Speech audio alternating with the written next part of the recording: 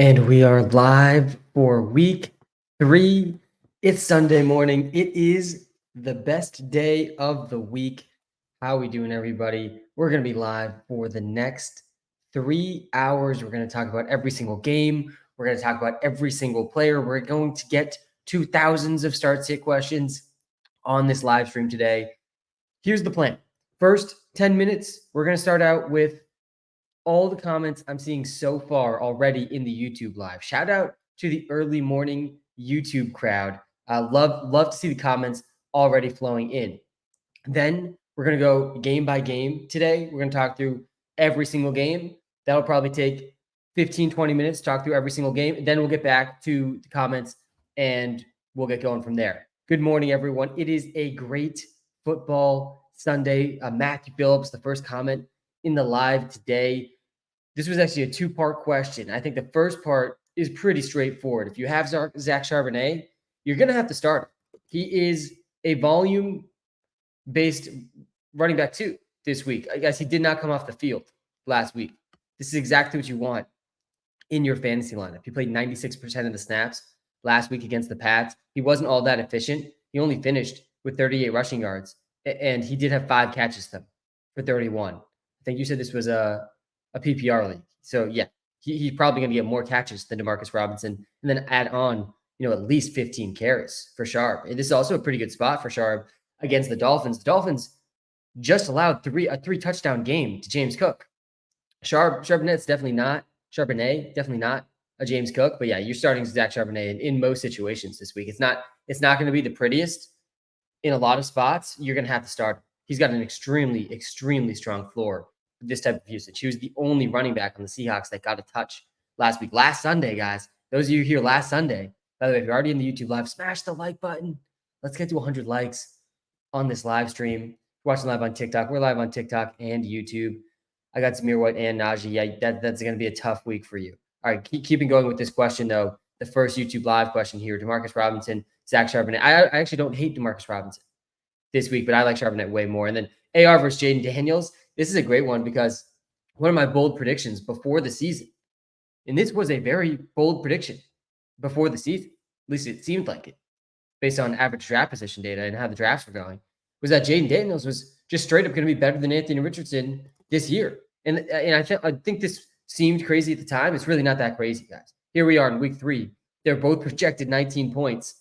They have exact overlapping, graphs here. Wow, this is actually crazy. This is the exact same player.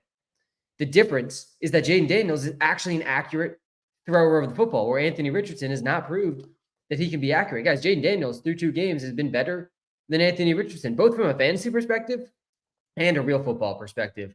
Those things often overlap, obviously. This one's close, though. Today, Anthony Richardson gets the Bears. Jaden Daniels gets the Bengals. I personally like Daniels more than A-Rich. This does not feel like a great spot for Anthony Richardson against a pretty good Bears defense. Let's compare the opponents. Wow, the opponents, too, are actually super similar. Let's go to the matchup tab here, see how the quarterbacks have done so far. Wow, this is actually a little scary here. Pat Mahomes did not do much. Obviously, Jacoby Brissett, that's not even a data point. Jacoby Brissett's, I think, the worst starting quarterback in the NFL now that Bryce Young's not starting. And then Stroud, Levis, yeah, two tough matchups. I personally would be going Jaden Daniels, I think, over Anthony Richardson. I think he's a little bit riskier, just a little bit riskier. I think Anthony Richardson's a little safer just because he's a better chance at a rushing touchdown.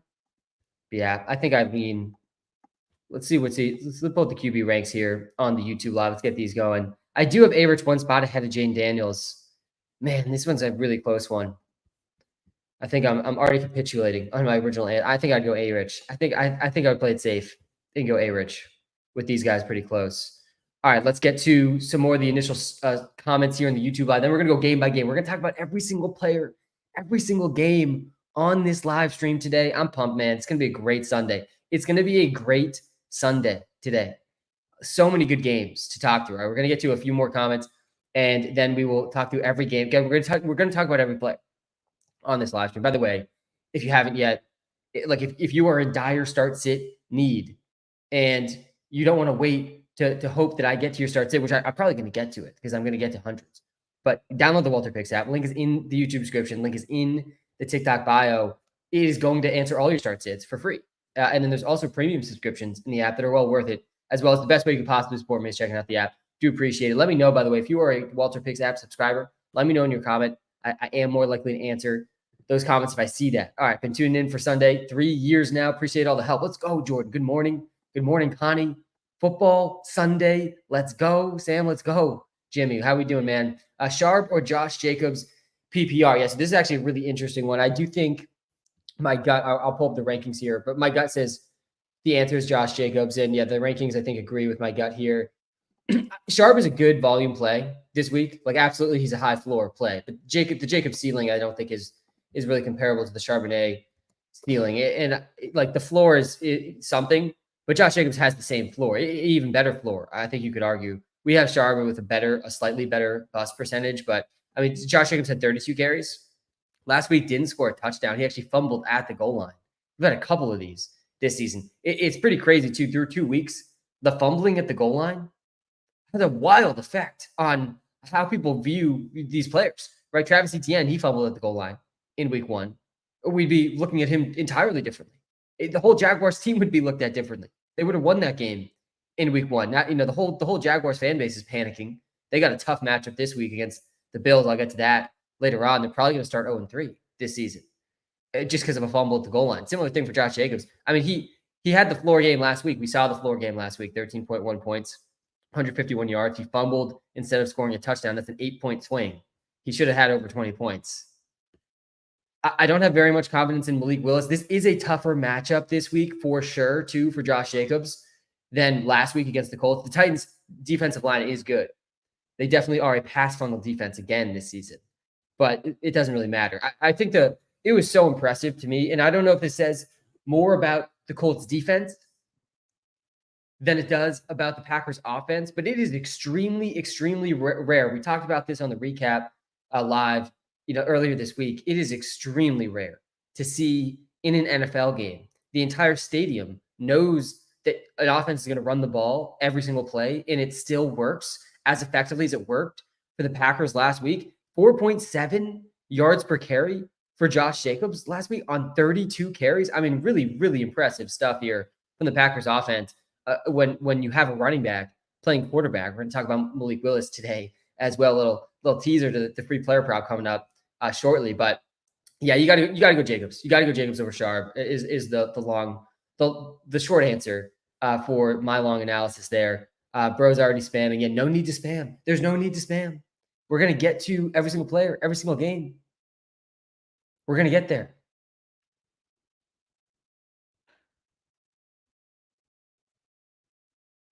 James Cook's in tier 2. Yep. Tier 2 running back this week. Honestly, the top 2 tiers of running backs really strong, I think, this week. Let's talk about the running backs for a second. We're going to get to the start sits with the running backs. Week 3 already. I know the season's flying, man. The season's absolutely flying. Hope you had a good week. Pick 2, D-Hop, Spears, Hubbard, Mooney. Would also love the prop as always. Yeah, we're going to get to the prop. Don't worry. D-Hop is not startable until we see him play like a reasonable amount of snaps. That being said, it could be this week. I'm hopeful that it's this week. I drafted way too much D-Hop in best ball. He doesn't have a game over 2 points yet. Cannot be start. Has to be on your bench. Like almost has to be regardless of the start sit. Comparison, the good news for D-Hop, he did run more than twice the amount of routes in week 2 compared to week 1. He follows that trend again this week. All of a sudden, he is going to be startable, I think, in fantasy. But yeah, he's not startable right now by any means. Spears, Hubbard, Mooney is really the question here. Spears is also a little sketchy this week. At least he has somewhat of a ceiling. Not a bad matchup for Pollard or Spears against the Packers this week. They've not been good at stopping running backs this season. Jonathan Taylor was averaging almost 10 yards a carry last week against the Packers. Somehow he only got 12 carries. That made no sense. Henry or Dobbins. Yeah, you definitely playing Henry over Dobbins this week. I do think Dobbins is a bit of a landmine this week. We'll talk about that game here in a second too. The Chargers and the Steelers game. Probably the grossest game on the slate. Definitely, actually, the grossest game on the slate. Might be one of the grossest games of the season, guys, between the Chargers and the Steelers and how those teams both want to play. Yeah, you kind of have to play Hubbard. You're just praying. Chuba Hubbard, Deontay Johnson, like these two guys, if you really, really need them, you can just pray. Andy Dalton will turn the Panthers around. It's definitely a storyline I'm watching super closely here in week 3. is Andy Dalton really going to improve this offense? I feel like a lot of people are really just assuming Andy Dalton's going to be like, okay in this offense and maybe create some fantasy relevant players. I'm a little bit more skeptical. I'm not so convinced that Bryce Young was the only issue here and that Andy Dalton is going to be the savior of the Panthers. I could see it. Bryce Young was playing really bad. We have seen Dave Canales turn around the careers of a lot of veteran quarterbacks, Baker Mayfield, Geno Smith. Is Andy Dalton as good as those guys? No, he's not. And this is a really, really bad team. This is a really bad offensive line. So I'm a little skeptical about Andy Dalton just turning things around as much as I think it seems like some people expect. That being said, this is a good matchup for Chuba Hubbard. The volume should be there for Chuba Hubbard. He did have 11 points last week. I think the answer here is Chuba Hubbard. I want the answer, by the way, to be Tajay Spears. Tajay Spears was a guy I was very excited about this season. He did come into this game questionable. It does sound like he's going to play. We've already gotten pretty much all the injury news. I'm sure that the chat is going to be breaking news again this week. Like, who's going to be this week's Evan Ingram? Who's just tweaks his hamstring 15 minutes before the game? You're going to have to be in the live stream, in the chat, to know first. That's how I learn all this news on Sunday mornings. But yeah, it's Chuba Hubbard here. I think you got to go Chuba. Even just with the good matchup for Spears. It's not a terrible matchup for Mooney either. Coming off a bit of a better game. But yeah, I think I'd go Chuba Hubbard. All right, let's get to a few more comments here. Then we're going to go game by game. We're going to talk about every single game. And we're going to talk about every single player in every single game. And then we're going to get back to some of the starts. We're going to get to the free player prop. I got the DraftKings lineup too. We did cash the DraftKings lineup last week. So now we're 1 for 2. Obviously, my goal isn't just to cash. My goal is first place. These are tournament lineups. We didn't hit first place, obviously. If I hit first place once in 17 weeks, you're doing one lineup a week, that would be amazing. If I do that just once in 3 years with the tournaments, I would take that. That's the tournament strategy right there. But the Jaden Daniels stack did do decent last week. We are in. I got another good stack for us this week. We get to play the number 1 overall quarterback in fantasy at QB 10 price this week. That's a little teaser for the DraftKings lineup. All right, we got the prop of the week. Yeah, so let's go. Let's go through the 2 props. I got 2 free props. We are 7-2 now. I think we hit luckily. That was a lucky hit, but we're going to take the lucky hits. I mean, Antonio Gibson, I think he got all of his yards basically in garbage time. Thankful for the Ramondre Stevenson fumble there too that got, I think, Antonio Gibson on the field a bit more, but he did end up hitting. So we're 7-2 this season. I got 2 unders for us today. I think we're going to see some gross football across the league. I actually didn't take an under from the game. I was just saying I think it's going to be the grossest game, maybe of the season, the Chargers and the Steelers game. But yeah, we got 2 unders today. Let's talk through these, and then we'll get to every single game after that. I am excited to talk through these because I think there's a lot of value here. So first of all, Malik Willis, under 148.5 passing yards. This is a pretty high passing yards line for a running back. We've never seen Malik Willis be a good thrower of the football ever. Every single time we've seen him on the football field, and honestly, last week was the best passing performance we've ever seen from Malik Willis. But guys, he only threw the ball 14 times.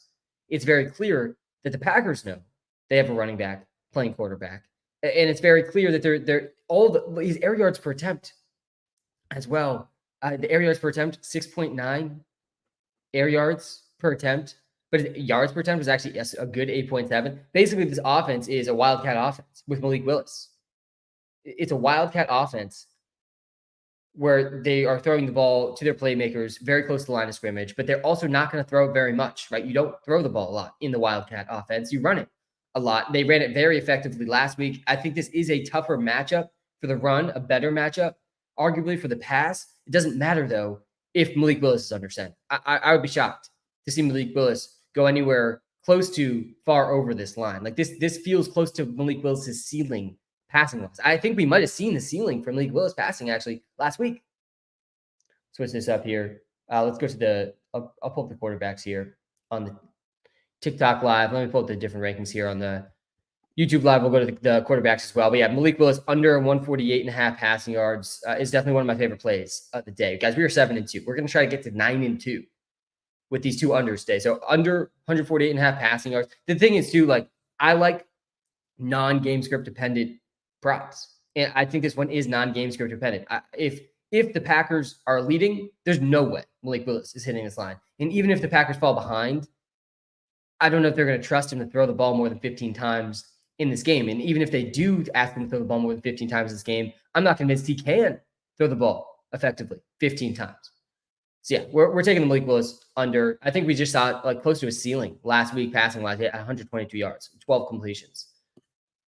It's going to take like a Jaden Reed, tremendous play after the catch to do what Malik Willis needs to do to beat this line. All right, so Malik Willis under 148.5. That's the first week prop. And then Samaje Perine under 17.5 rushing yards. Guys, Samaje Perine does not have a carry this season. He does not have a carry this season. He has 0 total rushing yards. Samaje Perine, they signed him and they fit him exactly into the role that they wanted him to fit into, which is the third down, pass blocking, pass catching role. And I don't think that's going to change that much now that Isaiah Pacheco is out. I think we're going to see Carson Steele really like slide into that Pacheco role. I think we're going to see the Chiefs throw the ball more as well.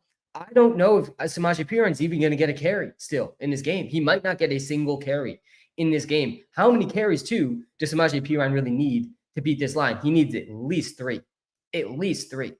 And again, I think there's a chance he gets 0. And there's a chance he gets 5 and still does not hit this line. He's not the most efficient, big play running back. Guys, he's played 15 snaps this season. He's played 15 snaps. And again, I think that's going up with Isaiah Pacheco out. But I don't think it's going to be in the running game. I really don't. I would be pretty surprised. And the Falcons' defense has also been pretty good against running backs. Saquon obviously had a good game last week. I would not be comparing Samaje Perine to Saquon, but Saquon's still only 4.3 yards per carry. Every other running back that's played against the Falcons has been at 3.5 yards per carry or below. So yeah, we're in on the Samaje Perine under 2, 17.5. This really should be at like 10.5, 9.5.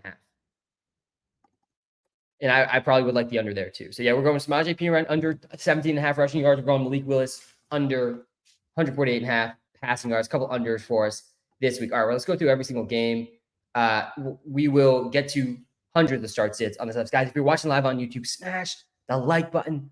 Hit the subscribe button too. We're almost at 14,000 YouTube subscribers. That's going to be a big milestone. If you're watching live on TikTok, guys, hit the follow button. Also, let me know in the comments what position you guys want to see next. I'll pull up the wide receiver rankings. Let's go to there's a lot of wide receivers to think through this week. A lot of wide receivers. Honestly, the wide receiver position, I think, is the most difficult from a start-sit perspective, oftentimes. So we're going to talk about through the wide receivers too. But let's go through each game here. Let's actually go through the game betting tool. We'll talk through each game, and then we'll get back to the starts. I'll talk about every player in each of these games too, how I'm thinking about them. So let's start out with this Bears-Colts game. We already talked about this a little bit with one of the start-sits, but we got Anthony Richardson playing against let's actually just go through the quarterback list. I think there's a better way to do it. We got Anthony Richardson going up against a Chicago Bears defense. Pull up Anthony Richardson here. I would start A-Rich over Jaden Daniels. That's a really, really tough one. Both guys are playing against defenses that have not allowed a big quarterback performance yet. Jaden Daniels against the Bengals. The Bengals did just kind of bottle up Pat Mahomes. I think they're back-to-back in my QB rankings this week. But the Colts travel to Chicago. A very notable thing in this game is that Josh Downs is back. Josh Downs is playing in his first game of the season. Guys, Josh Downs and Anthony Richardson were roommates during training camp. And there were more practices than not where Josh Downs was the primary receiver, the number one go-to guy for Anthony Richardson over Michael Pittman. I do think that Josh Downs is one of the most underrated wide receivers in the NFL. I'm hesitant to say start him this week. You probably shouldn't start him this week. I actually would not start him this week in his first game back. Who knows how much he's actually going to play. But this throws another big wrench into things for the Titans pass catchers, the Colts pass catchers, who I was fading mostly because of Josh Downs and my fear of Anthony Richardson's accuracy most of draft season. But Michael Pittman, he's borderline not startable this week. Like, there's a lot of guys I prefer over Michael Pittman this week. I got Michael Pittman in tier 5 next to Christian Kirk and Terry McLaurin. I would be fine playing Christian Kirk, by the way, over Terry McLaurin today, over Terry McLaurin and Michael Pittman. I do think we see a bounce back for Christian Kirk this week. I am starting Christian Kirk. Ayuk, Nico, Evans, MHJ, Rice. Yes, you're not benching Rice. You can't bench Rice. You're not benching Marvin Harrison either. Let's get to that game. Let's jump ahead here to the Cardinals game. This is probably the game I'm most excited about today. If you're saying which game am I personally most excited to watch today, it's got to be this one. It's got to be the Arizona Cardinals. Kyler Murray is coming off an MVP-like performance, and that was against the Rams. Good matchup against the Rams. But he had some incredible plays in this one. Like the first quarter was absolutely incredible from Kyler Murray. If this game was close, we could have gotten a 50 bump from Kyler in week 2. And I think we might just get that here in week 3. This might actually be a close version of last week for the Cardinals. They get another good matchup. The Lions' defensive line is good. The Lions' defense is bad, though. It's basically the Lions' defense. The way the Lions' defense works is they either get a sack or they let up a huge play.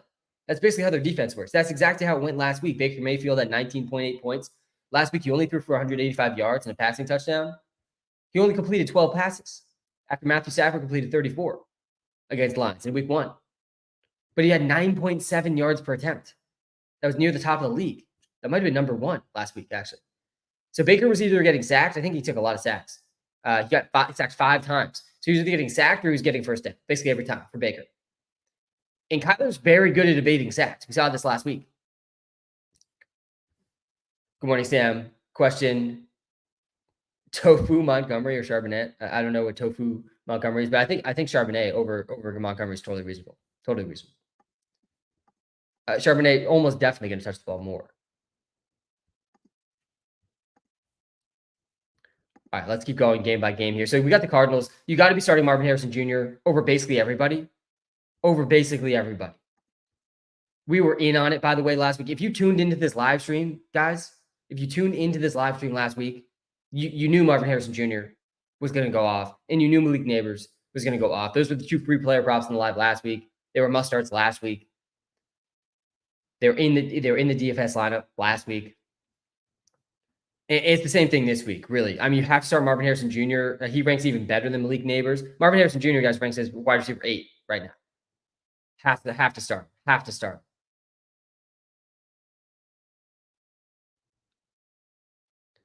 Calvin Ridley, I think, is underrated. He's in tier 4. Actually, have him right ahead of Jackson Smith and Jigba. See people asking for the tight end rankings. I'll move to those here. Tight end is a desolate wasteland. We will talk about tight end. The number 1 tight end, by the way, is in this Cardinals Lions game. Trey McBride. Trey McBride is the tight end you want.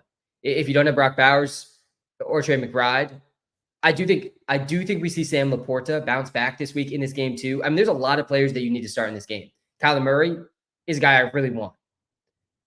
Jared Goff is absolutely startable in this one too. Let's talk about the quarterbacks I would start Jared Goff over, because Goff disappointed last week. He did throw the ball 55 times against the Bucs. He now has under 13 points in back-to-back games. Quietly, Goff is having a really bad start to the season. Really bad. He hasn't pushed the ball down the field very much. Only 6.2 and 6.6 air yards per attempt. I mean, that's Malik Willis type numbers here. That's not a good sign for Jared Goff, not pushing the ball down the field. A lot of his passes are going to Jahmyr Gibbs, David Montgomery at the line of scrimmage. Amon-Ra St. Brown's not running super deep routes either. But this is another good matchup. This is the 3rd straight good matchup here for the Lions offense. We saw Josh Allen pop off against this Cardinals defense. I was pretty surprised how bad the Rams offense looked, but the Rams have one of the worst offensive lines in the NFL. Cooper Kupp's out. Puka Nakua's out. The Rams are obliterated right now offensively. Not the case here for the Lions. Much different team here, the Detroit Lions. So I think Goff is startable. I think I'd start Goff over Geno, over Purdy. Derek Carr's honestly close. I honestly think I'd play Derek Carr over Goff. I'd play Goff over Mayfield. I'd play him over Fields, over Caleb Williams, over Trevor Lawrence, over Deshaun. We'll talk about that Browns Giants game, of course. Very intrigued about how Deshaun continues. So on the Cardinals side, you're starting McBride, you're starting Kyler, you're starting Marvin Harrison Jr. I actually don't hate Michael Wilson as a deeper PPR dart throw. I'm not going to start Greg Dortch. I'd prefer Michael Wilson straight up over Greg Dortch, like pretty easily. These guys are not playing comparable roles. Dortch is the Wan'Dale Robinson, the Elijah Moore of this offense, where he's getting interesting target volume at times, but the target volume is really not that exciting because all of his targets are right at the line of scrimmage. Those are not the type of guys that I want to play in fantasy. Michael Wilson, meanwhile, he only needs a couple deep targets and he could have a huge game here. James Conner's a must start. Trey Benson's looked bad. He's definitely, well off the fantasy radar, but still worth stashing. And then on the other side, so the Lions, Amon-Ra, obviously you got to start. Jahmyr Gibbs, obviously you're starting. I think Sam Laporta needs to be started. I do think Sam Laporta bounces back this week. Guys, Sam Laporta his first 2 games, this would have been his worst 2-game stretch last season, all year as a rookie. This would have been his worst 2-game stretch of all the entire season last year. There's a couple guys like this so far this season. I think Kelsey's one of them too. I do think Kelsey also probably bounces back. I mean, the Chiefs desperately need Kelsey to step up. And the thing with Kelsey is, he was on my do not draft list, which is looking pretty good through 2 weeks. I don't think he's going to do this bad the whole season. The thing about Kelsey, he's not really taking plays off. He's going to be fine. He's out there 90% of the snaps. He only has 7 targets, but it's not like, he's hitting this age cliff where he's not even on the field playing full time. Like he is. So I do think Kelsey's going to bounce back. Same thing with Laporta. Jake Virgo, he's back this week too. But yeah, Sam Laporta's got to be started. Then Waymo Jamo has to be started. Guys, Jameson Williams, I got him ranked even higher than the app this week. I think we got to get him projected a little higher even in these coming weeks. We'll see how he does this week. Really good matchup here, though, for Waymo Jamo, who, guys, the Lions desperately needed Waymo Jamo to do what he's been doing. He's got 10 catches, 200 yards this season through 2 games. He ranks as the wide receiver 8 this season. And he's also, it's not just like he's had a couple big catches. Guys, he's the 3rd most air yards in the NFL. He's top 15 in yards per route run. Waymo Jamo, this is a true year 3 breakout. If you've ever seen a true breakout, we're watching one right now with Jameson Williams. You can explain away the first 2 seasons of Jameson Williams' career with the injuries, the suspension. He is now fully healthy, and he is the clear wide receiver 2 for this offense. Jameson Williams needs to be started, guys. He has a floor and ceiling that just needs to be in your starting line. He's got 20 targets through 2 games. That's the floor. He's got the 3rd most air yards in the NFL. That's the ceiling. Start Jameson Williams for sure. I got Waymo Jamo ranked really, really high this week. Really high. Jameson Williams, McLaurin. Yeah, I'm playing Waymo Jamo over Terry McLaurin easily. Easily. That was not even a discussion. I actually successfully traded away Terry McLaurin in one of my leagues. I packaged Terry McLaurin and Jonathan Brooks for Tyreek Hill in one of my leagues. Feel pretty good about that one. I do think Tyreek's going to be fine for fantasy. All right, continuing on. Let's keep going. Let me know in the comments what game you want me to talk through next. We're going to talk through every single game. 20 targets through 2 weeks means a floor. Yes, volume is a strong floor. Good volume is what gives you a strong floor. It's the same thing with Zach Charbonnet this week. That's why Zach Charbonnet is a good start. Our running back list. Yeah, let's go to the running back list. Let's talk through some of the running backs. Let's talk about the Saints-Eagles game. Looking at the running back list here. Let's go to the Saints-Eagles game next. We got Alvin Kamara, who's in prime form. Yeah, Alvin Kamara is still in his prime, guys. He's 29 years old. He's leading the NFL in target share again, guys. Alvin Kamara has been top 5 in running back target share for back to back seasons. I think it's 6 straight seasons now. I think it's 6 straight seasons that Alvin Kamara has been top 5 in running back target share. He's number 1 running back this season in fantasy points. Guys, he's got 66 fantasy points this season. Now we're going to go to wide receiver next. We'll pull up the wide receiver list next. We're talking through some of the running backs here. But yeah, Alvin Kamara, man, what a smash pick. I mean, he was top 5. He was number 5, I think, in points per game last season in PPR. He was going way too late in drafts. The whole Saints team was severely underrated. Definitely one of the storylines I'm watching super closely, though, this week, and that I'm very intrigued by is, are the Saints like a legit Super Bowl contender? Because the Saints have looked like a legit Super Bowl contender so far this season. And this is a really interesting spot for the Eagles now, too. But the Eagles just had a brutal loss at the end of the game against the Falcons. One of the classic type of losses in the NFL. You see this all the time, where a defense plays great all game, and then in the last 2 minutes of the game, they just completely shift their philosophy, play super soft, and they just get smoked. Happens all the time. That's what we saw with the Eagles, Falcons. Once you shouldn't go away from what's working in the NFL. If something's working, you should continue to do that in the last 2 minutes. You also see this sometimes on the offensive side of the ball, where it's like, why didn't they do this all game? Why did they have to wait till the last 2 minutes to call effective passing plays? A lot of that has to do with the defense playing much softer though in those moments.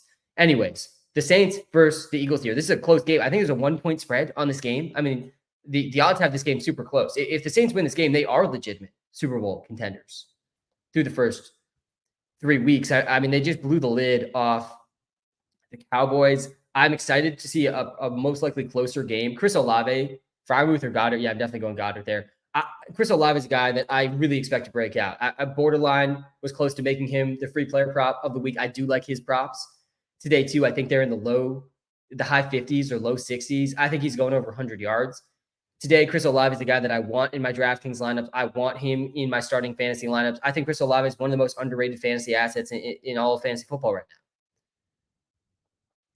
He's number 13 in yards per route run. He's actually been incredibly efficient, over a 20% target share. And the main reason that I'm buying Chris Olave right now is really Derek Carr. Guys, Derek Carr looks great. That's going to flow through to the number one receiver in this offense, Chris Olave. And Rashid Shaheed looked fantastic as well. But yeah, Chris Olave needs to be started. I don't hate Rashid Shaheed at all this week, too. I do think the Saints offense continues to cook against the Eagles defense. I see some people asking for tight end pickups with all the injuries. We'll talk about that for sure. Taysom Hill's out in this one, too. So yeah, obviously starting Alvin Kamara. I think you have to start Chris Olave. I don't hate Rashid Shaheed at all either. And the other side of the ball, the Eagles really need A.J. Brown back. And Devontae Smith looked like an elite wide receiver one last week without A.J. Brown. That was an easy prop on Thursday night. He had 20 points. He now has at least 15 points back-to-back games, 7 catches in both games, over 75 receiving yards in both games for Devontae Smith. Has not come off the field this season. Devontae Smith has not taken a single snap off. This is another one of the most underrated receivers in the NFL for sure, just because of his size. And playing alongside A.J. Brown is going to make anyone look a little bit less elite. But yeah, Devontae Smith is an alpha wide receiver one right now in this offense. Obviously needs to be started in all situations. He had a 35% target share last week. Pretty straightforward start sits. I do think Dallas Goedert, by the way, he is definitely startable in basically all situations. The only tight ends I'm playing over Dallas Goedert are Jake Ferguson, Dalton Kincaid, Sam Laporta, Brock Bowers, Kelsey McBride. That's it. I'm playing Goedert over Andrews. I thought long and hard about this one. The Goedert versus Andrews. Andrews did look better last week. When you actually look at some of the numbers for Andrews last week, he actually didn't even play that much. His snap percentage went down from week 1 to week 2, from 74% to 63%. He ran less routes. His route participation was the same, but he only had 5 targets.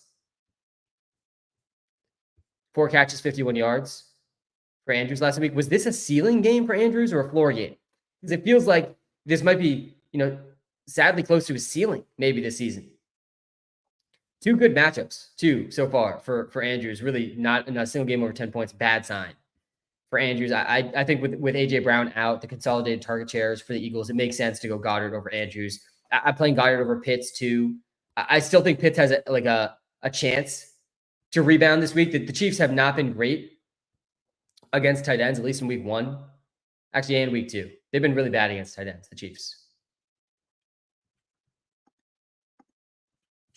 Speaking of the Chiefs, let's just hop over to that game. We got the Kansas City Chiefs against the Atlanta Falcons. Atlanta Falcons. This is honestly kind of similar to the Saints-Eagles game in the sense where the Atlanta Falcons have a real chance to turn their whole season around. Right? They come back. They beat the Eagles. Now they have a chance to beat the Chiefs. They're at home in this game. No Isaiah Pacheco. There's no Marquise Brown. Marquise Brown out for the whole regular season. He's not going to come back to the playoffs. The Chiefs have been pretty bad so far this season. They really shouldn't have beat the Bengals. They did. They're 2-0 technically. They looked good in week 1 against the Ravens. They need Travis Kelce to step up in this game. He's definitely a must start for sure. I think Xavier Worthy, he's a boom bust, wide receiver 3 or 4. Not the worst flex option, but he's a low volume player. I'm not sure we're going to see massive volume for Xavier Worthy. He had 2 catches in both the first 2 games, a total of 7 targets through 2 games. He's out there or like 2/3 of the snaps. He's running route on over 70% of the passing plays. He's really sharing a role with Justin Watson. He's getting some carries too in each game. 1 carry in each game. But yeah, really, really low floor, high ceiling play. We saw the ceiling week 1. We saw the floor in week 2. Rashee Rice. I should not see any Rashee Rice start sits today, guys. No Rashee Rice start sit questions. You have to start Rashee Rice. Rashee Rice is one of the highest floor PPR wide receivers in all of fantasy. He ranks top 5. I think he ranks top 5. Yeah, he ranks number 5. The only wide receivers that I would recommend that you play over Rashee Rice are CeeDee Lamb, Jamar Chase, Amon-Ra St. Brown, and Justin Jefferson. Guys, these were all first-round picks in fantasy. Rashee Rice should have been a second-round pick in fantasy. He wasn't because average draft position was weighted towards all these weeks in the offseason when people thought he was going to get suspended. This is why he was one of the most obvious value picks in all fantasy football. And now we're in week 3. He's already projecting as a top 5 wide receiver in week 3, ahead of Nico Collins, ahead of Devontae Smith, Marvin Harrison, Tyreek Hill.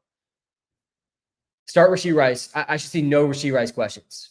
Like if you really actually have a serious Rashee Rice question, your team is absolutely stacked. It's probably not going to matter. You're going to win if you're actually in a spot to bench Rashee Rice. If you are in a spot to bench Rashee Rice, that means you have like at least 3 of CeeDee Lamb, Jamar Chase, Amon-Ra, Justin Jefferson, and then maybe some of the high-end running backs, Bijan, Alvin Kamara, Achane. Like these are the guys that you're considering starting over Rice. We even have Rice projected ahead of Achane though, PPR, which is crazy. Achane's going to smash again this week, by the way. Mostert's out. Let's hop over to that game, the Dolphins game. The Dolphins game, a lot of interesting narratives here in this Dolphins game. They get the Seahawks. Achane is looking like a league winner through 2 games. It's early still for Achane. The whole thesis, though, guys, for Achane before the season, at least for me, was he could pay off his draft cost in round 2 in the exact same role as last season. Because last season, he was top 10 running back in fantasy points per game. A lot of those came in just a couple games. But still, you can pay off a round 2 cost if you finish top 10 in points per game. But there's also this ceiling case for Achane, where what if he gets a larger role? Guys, we just toggle between 2023, 2024. Guys, last year, he saw a third of the carries, and he had only 11% target share. This season, both those have jumped tremendously through 2 games. 54% rush share, 19% target share.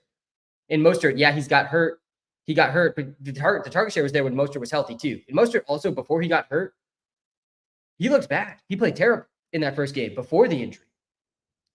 You got to also just wonder, is 32-year-old Raheem Mostert really still got it? Devon Achane is looking like a top 5 running back in fantasy right now, definitely with Mostert out. Tua obviously out. It creates some systemic risk for this offense for sure. But this offense, I think, is one of the few offenses in the NFL you can just bank on their best players getting the ball very consistently.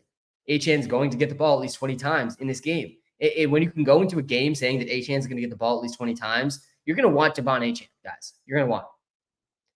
So Achane is obviously a must start. He ranks as running back 3 this week, only behind Bijan and Alvin Kamara. He ranks ahead of Saquon, ahead of Jonathan Taylor. Jordan Mason's up there, of course. Jahmyr Gibbs. We'll talk about Jordan Mason coming up here. So the Dolphins, they get a matchup with the Seahawks today. Tyreek needs to be started still. Waddle does not need to be started, though. I'm much lower on Waddle than Tyreek in terms of the impacts of the Tua situation, but Waddle definitely still has upside. We'll talk about the Chiefs running. Oh, I didn't mention the Chiefs running backs. We did already talk about the Chiefs game. Yeah, so I think Samaje Perine is a complete landmine. I'm shocked to see some of the projections out there for Perine. This is one of the whole reasons I started Walter Picks 4 years ago, which, by the way, if you haven't tried out the Walter Picks app yet, I do not know what you're waiting for. Download the Walter Picks app. It's free. It's in the TikTok bio. It's in the YouTube description. It's going to give you the best possible projections custom to your league settings.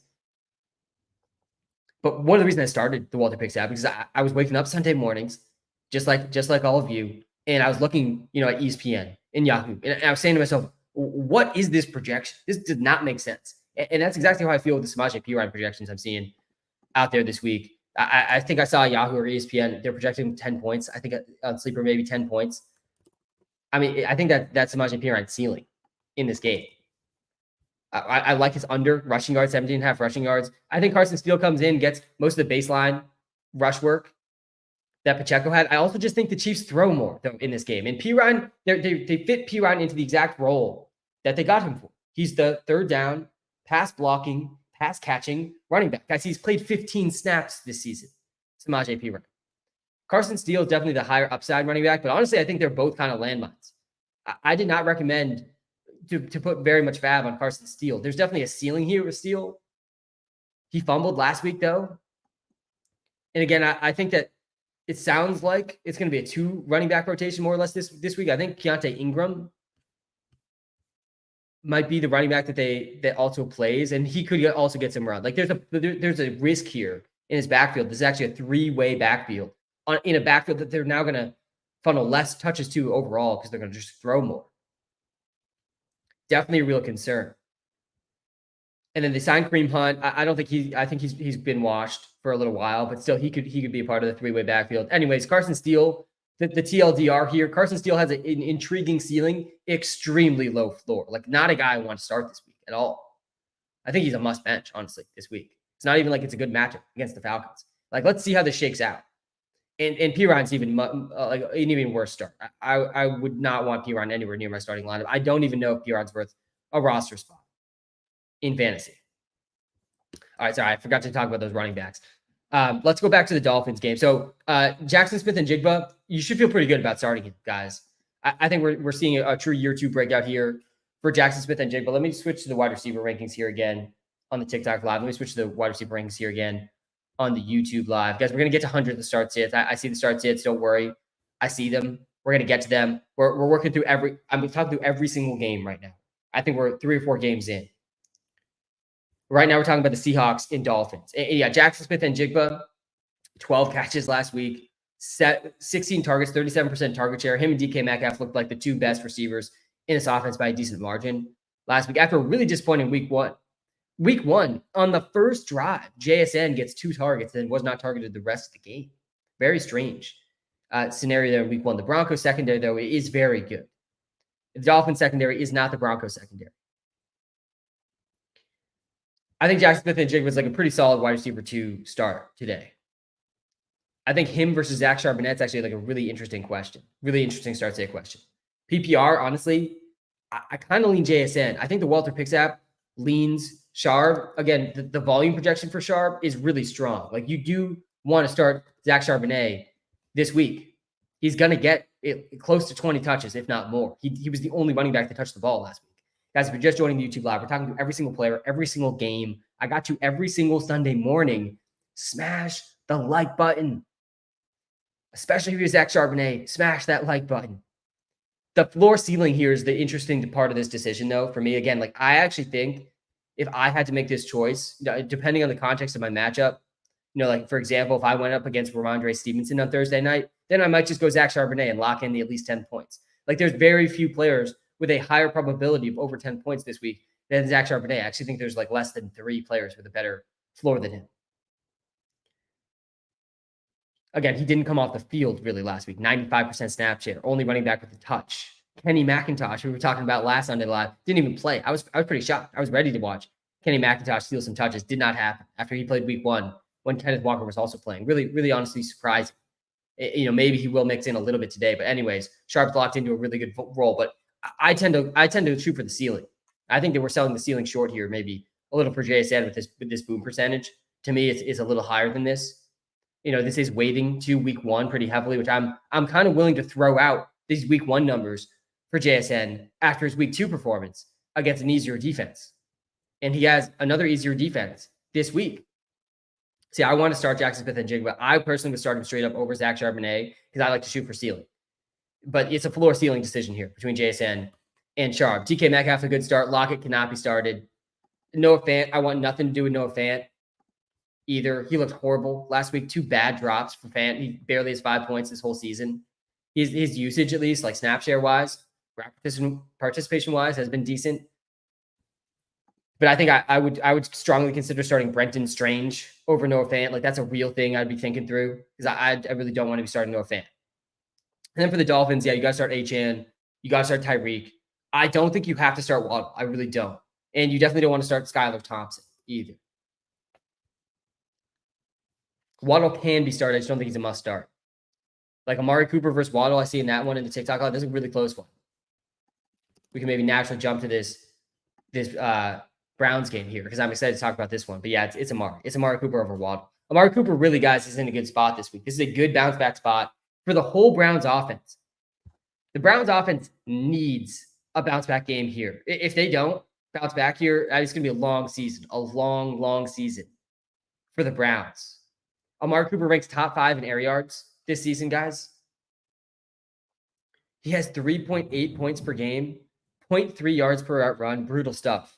But the air yards have been there. The volume has been there. The playing time has been there. The targets have been there. And now he gets the Giants. And guys, this is not a good Giants defense. They have some good guys on the defensive line. Really not a good defense. Kind of an interesting matchup comparison here, just looking at the numbers here. McLaurin didn't have a huge game, but the Commanders, guys, they spread the ball around so much. Part of the reason I think it's okay to sell Terry McLaurin right now. But yeah, I'm fine starting Mark Cooper over Jalen Waddle with Skylar Thompson starting. Let's jump to this Browns-Giants game. Let's pull up Deshaun. Definitely, I said this all 3 Sundays now. A storyline I'm following closely here. Our Deshaun struggle is going to continue. He looked a little better last week, but really Deshaun's been terrible through 2 games, like pretty terrible. 1.3% touchdown rate, ranks outside the top 14 quarterbacks. His yards per attempt, these are Bryce Young type numbers here, guys. The yards per attempt numbers here, 3.8 in week 1 was abysmal. That's one of the lowest yards per attempt numbers of the season across all quarterbacks. And then 5.5 against the Jaguars was also not good. At least his completion percentage went up. He's taken 8 sacks through 2 games. I mean, that week 1 game was really bad. He had 15 points at least last week because I think he scored a rushing touchdown. Yeah, he had a rushing touchdown that saved his fantasy day. Has not had a game over 200 yards yet. Deshaun's got to step up in this one. Has to. This is going to be a long season for the Browns if he doesn't. I think Amari Cooper is a decent start, not a must start. I got Amari Cooper pulled up here. Yeah, he's in tier 5. I'd start Tank Dell over him. Shaheed versus Amari Cooper is a close one. Christian Kirk versus Amari Cooper is a close one. I think I'd lean Amari in both of those in this matchup. It's tough to bench Shaheed for Amari with just how the two guys have played. Let me switch up the rankings here on the YouTube live. So switch up the rankings. Let me know in the TikTok live comments which position you guys want to see next. Pull up the running back rankings here on the YouTube live. Let's pull up the running back rankings on the TikTok live too. And we'll jump to Jerome Ford here in this game because I do think this is a bounce back spot for Jerome Ford. Really confusing Jerome Ford usage last week. Him and Jonathan Taylor, like what were these teams doing? Were they not trying to win? When you look back at the numbers, Jerome Ford had a great week 1. He was like the lone bright spot of this offense. 19 fantasy points. Only 3.7 yards per carry. Maybe that had something to do with him playing less, but he was at 9.1 yards per carry last week. He led the team in rushing despite seeing like half the amount of carries that Deontay Foreman had. Now he gets a great spot against the Giants. What was the route participation last week? He only had 2 targets. Only ran 10 routes last week. He wasn't even out there. He went from a 75% snap percentage to a 44% snap percentage. I think they got to meet in the middle here a little bit with this Jerome Ford usage, with how well he played last week.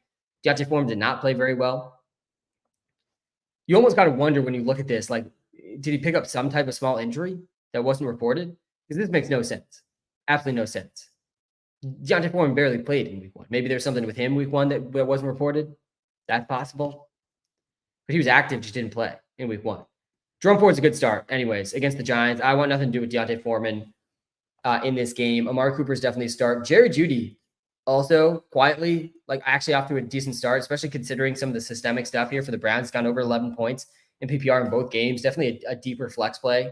Should be rostered in all leagues. 14 targets through 2 games. He's been the most effective Deshaun Watson receiver. And then the other side of this ball, I think Malik Neighbors keeps it going, guys, this week. I think selling high on Neighbors makes some sense after week 2, but only if you're selling high, like only if you're truly selling high. Like if you're getting a top 10 wide receiver return for Malik Neighbors, that's the sell high window for Neighbors. Otherwise, I'm fine keeping Neighbors, who had a 67% target share last week, the largest target share I've ever seen in my lifetime. You don't see receivers get 67% target shares in the NFL. It just does not happen.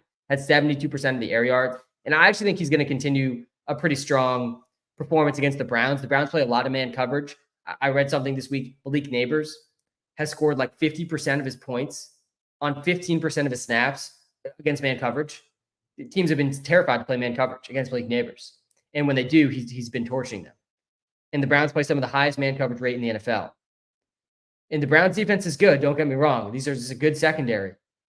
But when you get an elite receiver that can beat man coverage, it almost doesn't matter sometimes who you're trying to put on. CeeDee Lamb only had 14 points against this defense. Brandon Cooks at 14.5. I think we can see something in this range from Malik Neighbors as his floor today. So yeah, still a strong start, Malik Neighbors for sure. Devin Singletary, not really a guy I'm super pumped to start, but he is startable for volume-based reasons. He's out there most of the snaps. He honestly has some of the best usage in the NFL. Top 12 in rush share, still 10% target share, 5.1 yards per carry, 95 rush yards and a touchdown last week. He had 4 catches the week before that, 5 total catches this season. But like, still, we're not seeing like a real ceiling here because he's on the Giants, and the Giants need to score points to have their guys hit real ceilings. So yeah, he's a floor, kind of an unexciting floor play.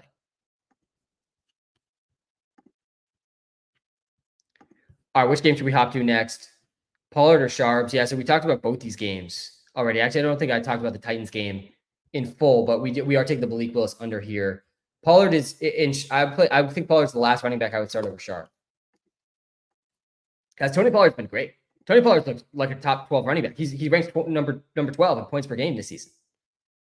Look at this usage for Tony Pollard. This is top 12 running back, RB1 running back in fantasy numbers here for Pollard.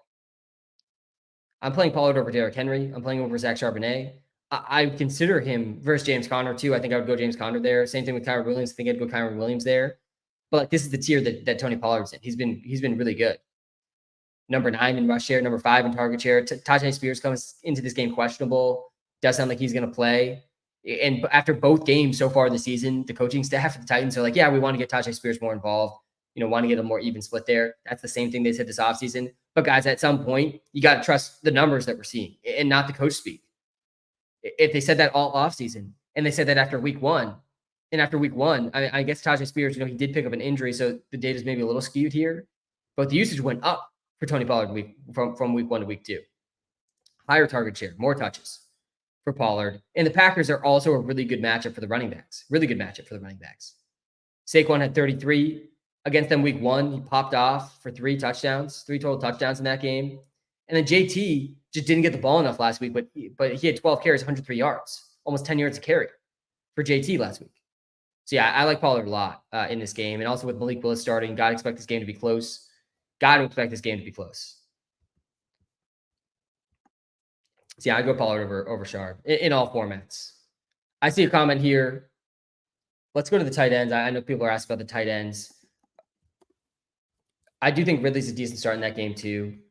And then Jacobs. Everyone else in that game, I really don't think you can start with Malik Willis starting. I still don't want to start Jaden Reed. All the receivers did bad last week. I like the Malik Willis under again. Like I said, we're going to get to the tight ends here now. Let me pull the tight end rankings.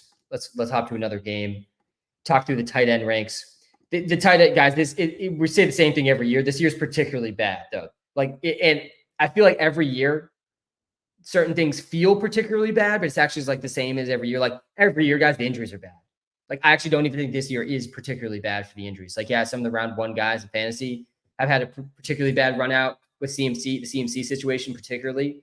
Guys, the injuries are bad every year. That's nothing new. That's expected. I expect to win my leagues on the waiver wire every season.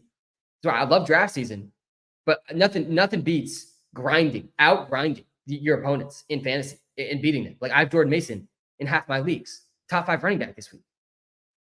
That's a league winning ad. And tight end is so brutal so far this season. This actually is a particularly bad start for the tight ends. We have Kelsey, who has failed to go over 6.5 points in both his games. He had 1 catch last week for 5 yards. We got Sam Laporta, the tight end 1, heading into the season, was one of the most consistent rookie tight ends of all time. Doesn't have a game over 8.5 points yet this season, only 3.3 points last week. This would have been his worst 2-game stretch of his rookie season that he started out the season with here for Sam Laporta. I do think he bounces back this week, though. I think Kelsey bounces back also. Brock Bowers, though, one of the storylines, we talked about this. We've been ahead of this. We talked about this last Sunday morning. The storyline I was watching is Brock Bowers already top 5 fantasy tight end? I honestly think the storyline is even more aggressive than that, though, after week 2. Is Brock Bowers already the best tight end in fantasy football? Because that's the storyline I'm monitoring here this week. It's just looking at these high-level numbers, there's a real argument that he is. I mean, we'll see how McBride does and how Kelsey and Laporta do this week. But the crazy thing for Brock Bowers, he's the number 2 tight end in fantasy. I think only behind Isaiah Likely after Isaiah Likely's top, week 1. Obviously, Isaiah Likely's not the best tight end in fantasy, though. That's just one big game, and we're only 2 weeks in. But Brock Bowers hasn't even scored a touchdown. He has not scored a touchdown. He's going to score touchdowns with these numbers. Number 3 in target share, number 2 in yards per route run. I don't think I've ever seen a rookie tight end start a career like this. It's just not really something you see. This is the hardest position for rookies in the NFL, especially when you just think about the fantasy football positions. Arguably center. Sure, you want to debate center? We can debate center as the hardest rookie position, sure. It's really tight end, though. Tight end needs to learn everything a wide receiver knows and everything the offensive line knows. And they need to be able to, be physical enough to block defensive linemen and agile and quick enough to beat defensive backs. I mean, it really is the hardest rookie position, and the data backs this up. But not for Brock Bowers, not for arguably the best tight end prospect of our lifetimes. I mean, he went way overlooked, guys, in fantasy heading into the season. Everyone overrated the situation. Gardner Minshew has been able to sustain fantasy-relevant players pretty clearly through the first 2 games. Him and Adams have been pretty relevant here through 2 games. I think we're going to be talking about, depending on how this game goes here in week 3, is Brock Bowers already the number 1 overall tight end in fantasy football? And he gets a decent matchup here against the Panthers. Certainly not a scary defense. We saw Foster Moreau and Juwan Johnson combine for over 24 points here in week 1. Will Dissly and Hayden Hurst had 7 points last week.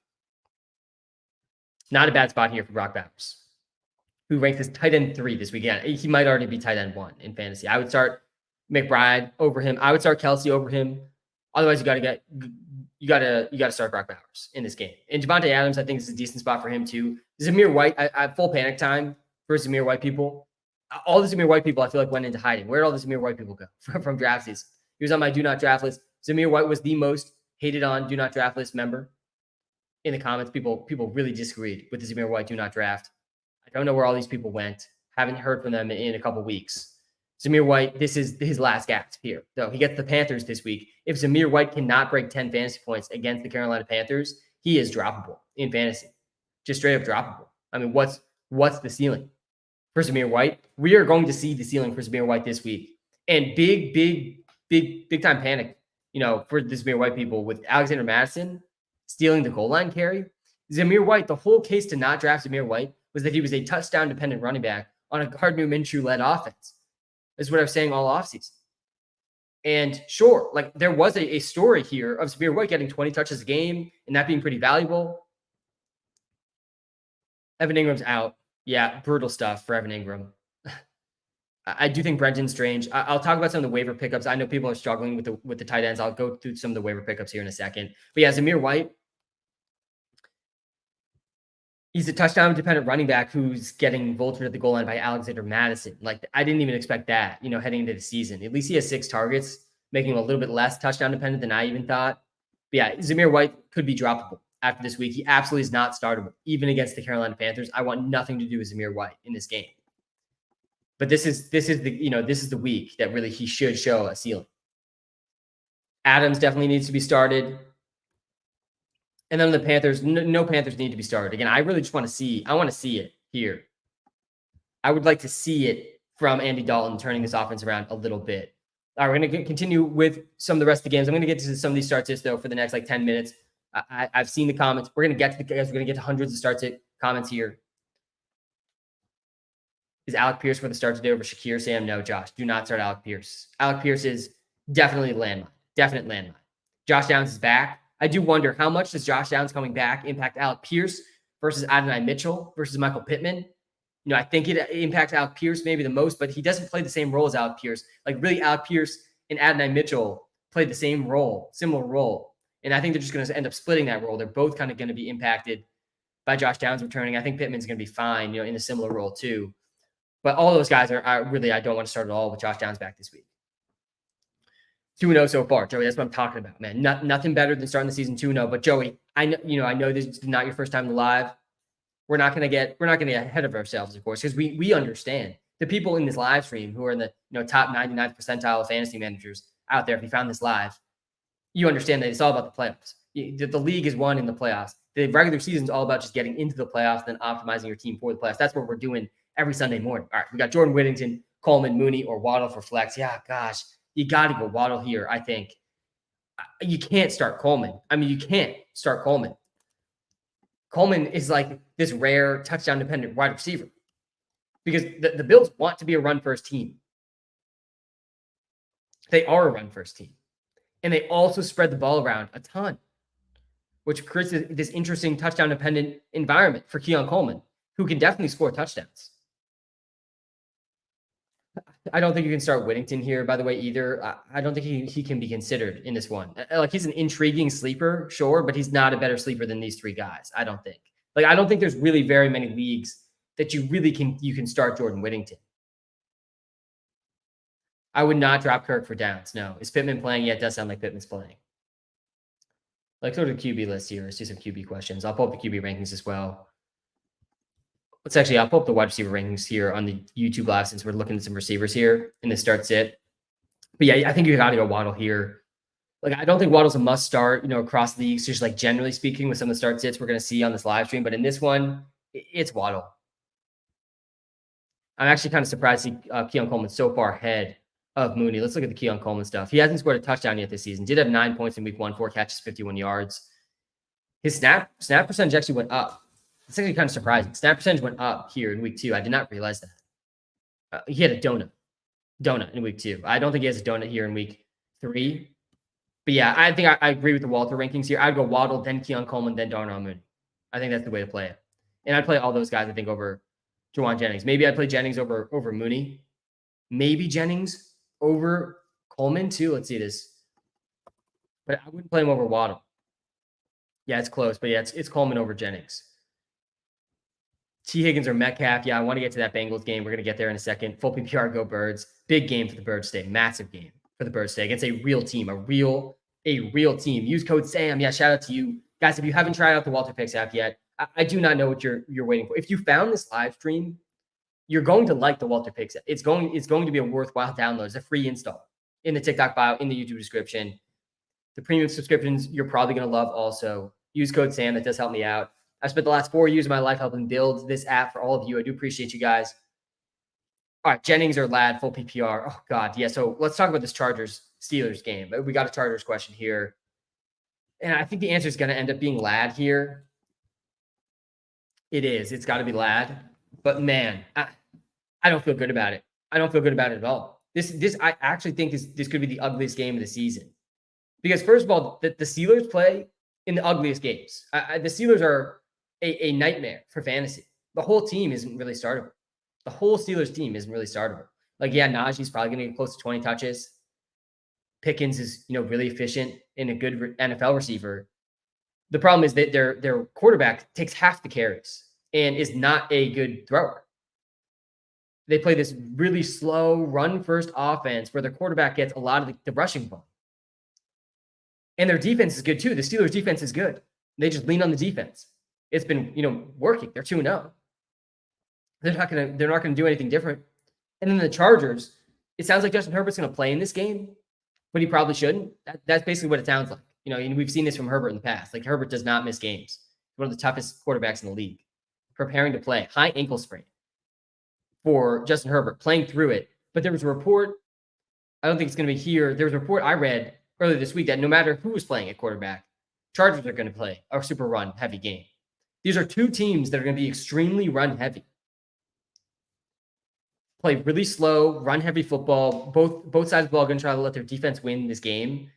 Herbert might not throw the ball, more than 15 times.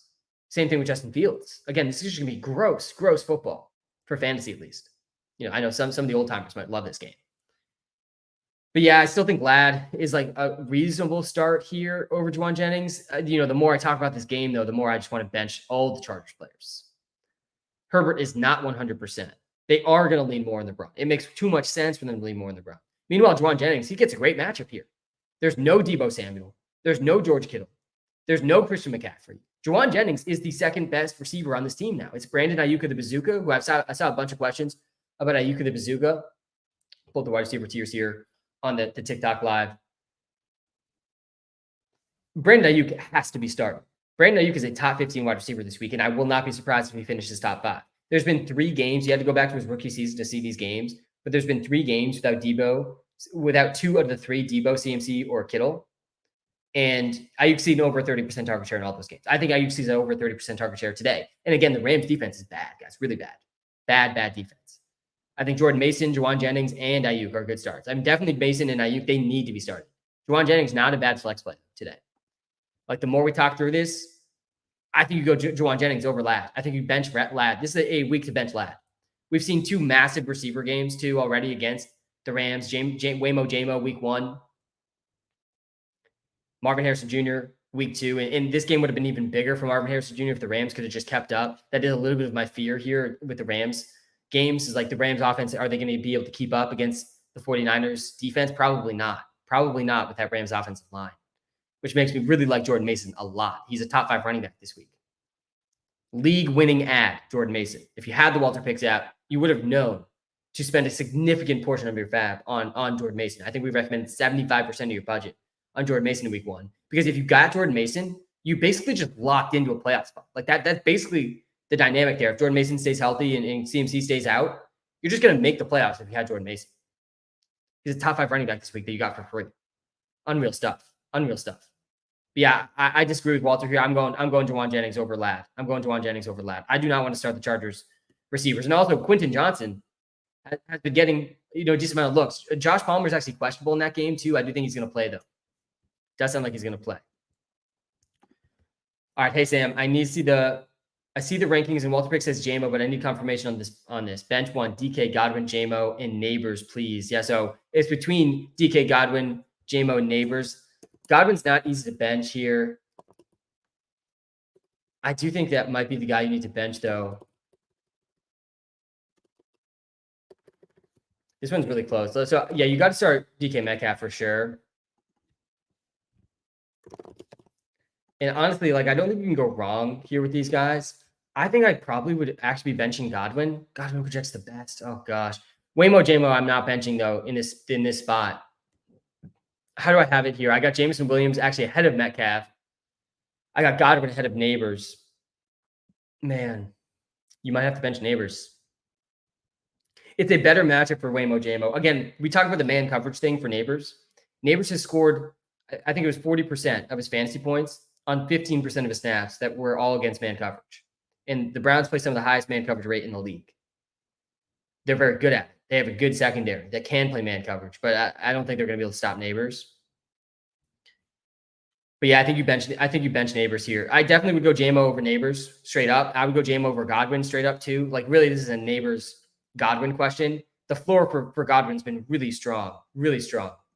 Yeah, I mean, I agree with this. This is the exact analysis I agree with. You gotta make the floor ceiling choice yourself. Godwin has a safer floor than Neighbors, absolutely. I mean, Godwin's has one of the best floors through 2 games of all receivers. He's got back-to-back games over 20 points. He doesn't get a matchup against the Commanders and Lions, though. This week he gets a much more difficult matchup against the Broncos, but the slot role has been paying off early for Godwin. And the Neighbors, I mean, we saw the ceiling last week for Neighbors. I think we also saw the floor in week 1. 11-point floor, 28-point ceiling. I think I'd go Godwin and JMO and DK Metcalf, and I'd bench Neighbors though here. We do have a couple free player props on the live today. I got you. Shout out to everyone in this live stream, by the way, guys. We're 7-2 on the free props, man. Let's keep it going, man. I've been riding all these. I don't give advice. I don't take myself. I do believe in that being important. We're 7-2. I got 2 free player props on the live today. I see some people ask for Weatherman Sam. We're going to get there in a second here too. But yeah, the 2 free player props, I talked through them earlier. Let's talk through them again really quickly here. Number 1, Malik Willis, under 148.5 passing yards. Malik Willis is a running back playing quarterback. The Packers are basically playing a Wildcat-style offense. And I think we just saw the passing ceiling last week for Malik Willis. He attempted the 14 passes, completed 12 of them. Still went under this line, though. This was like the best passing performance for Malik Willis in his career last week.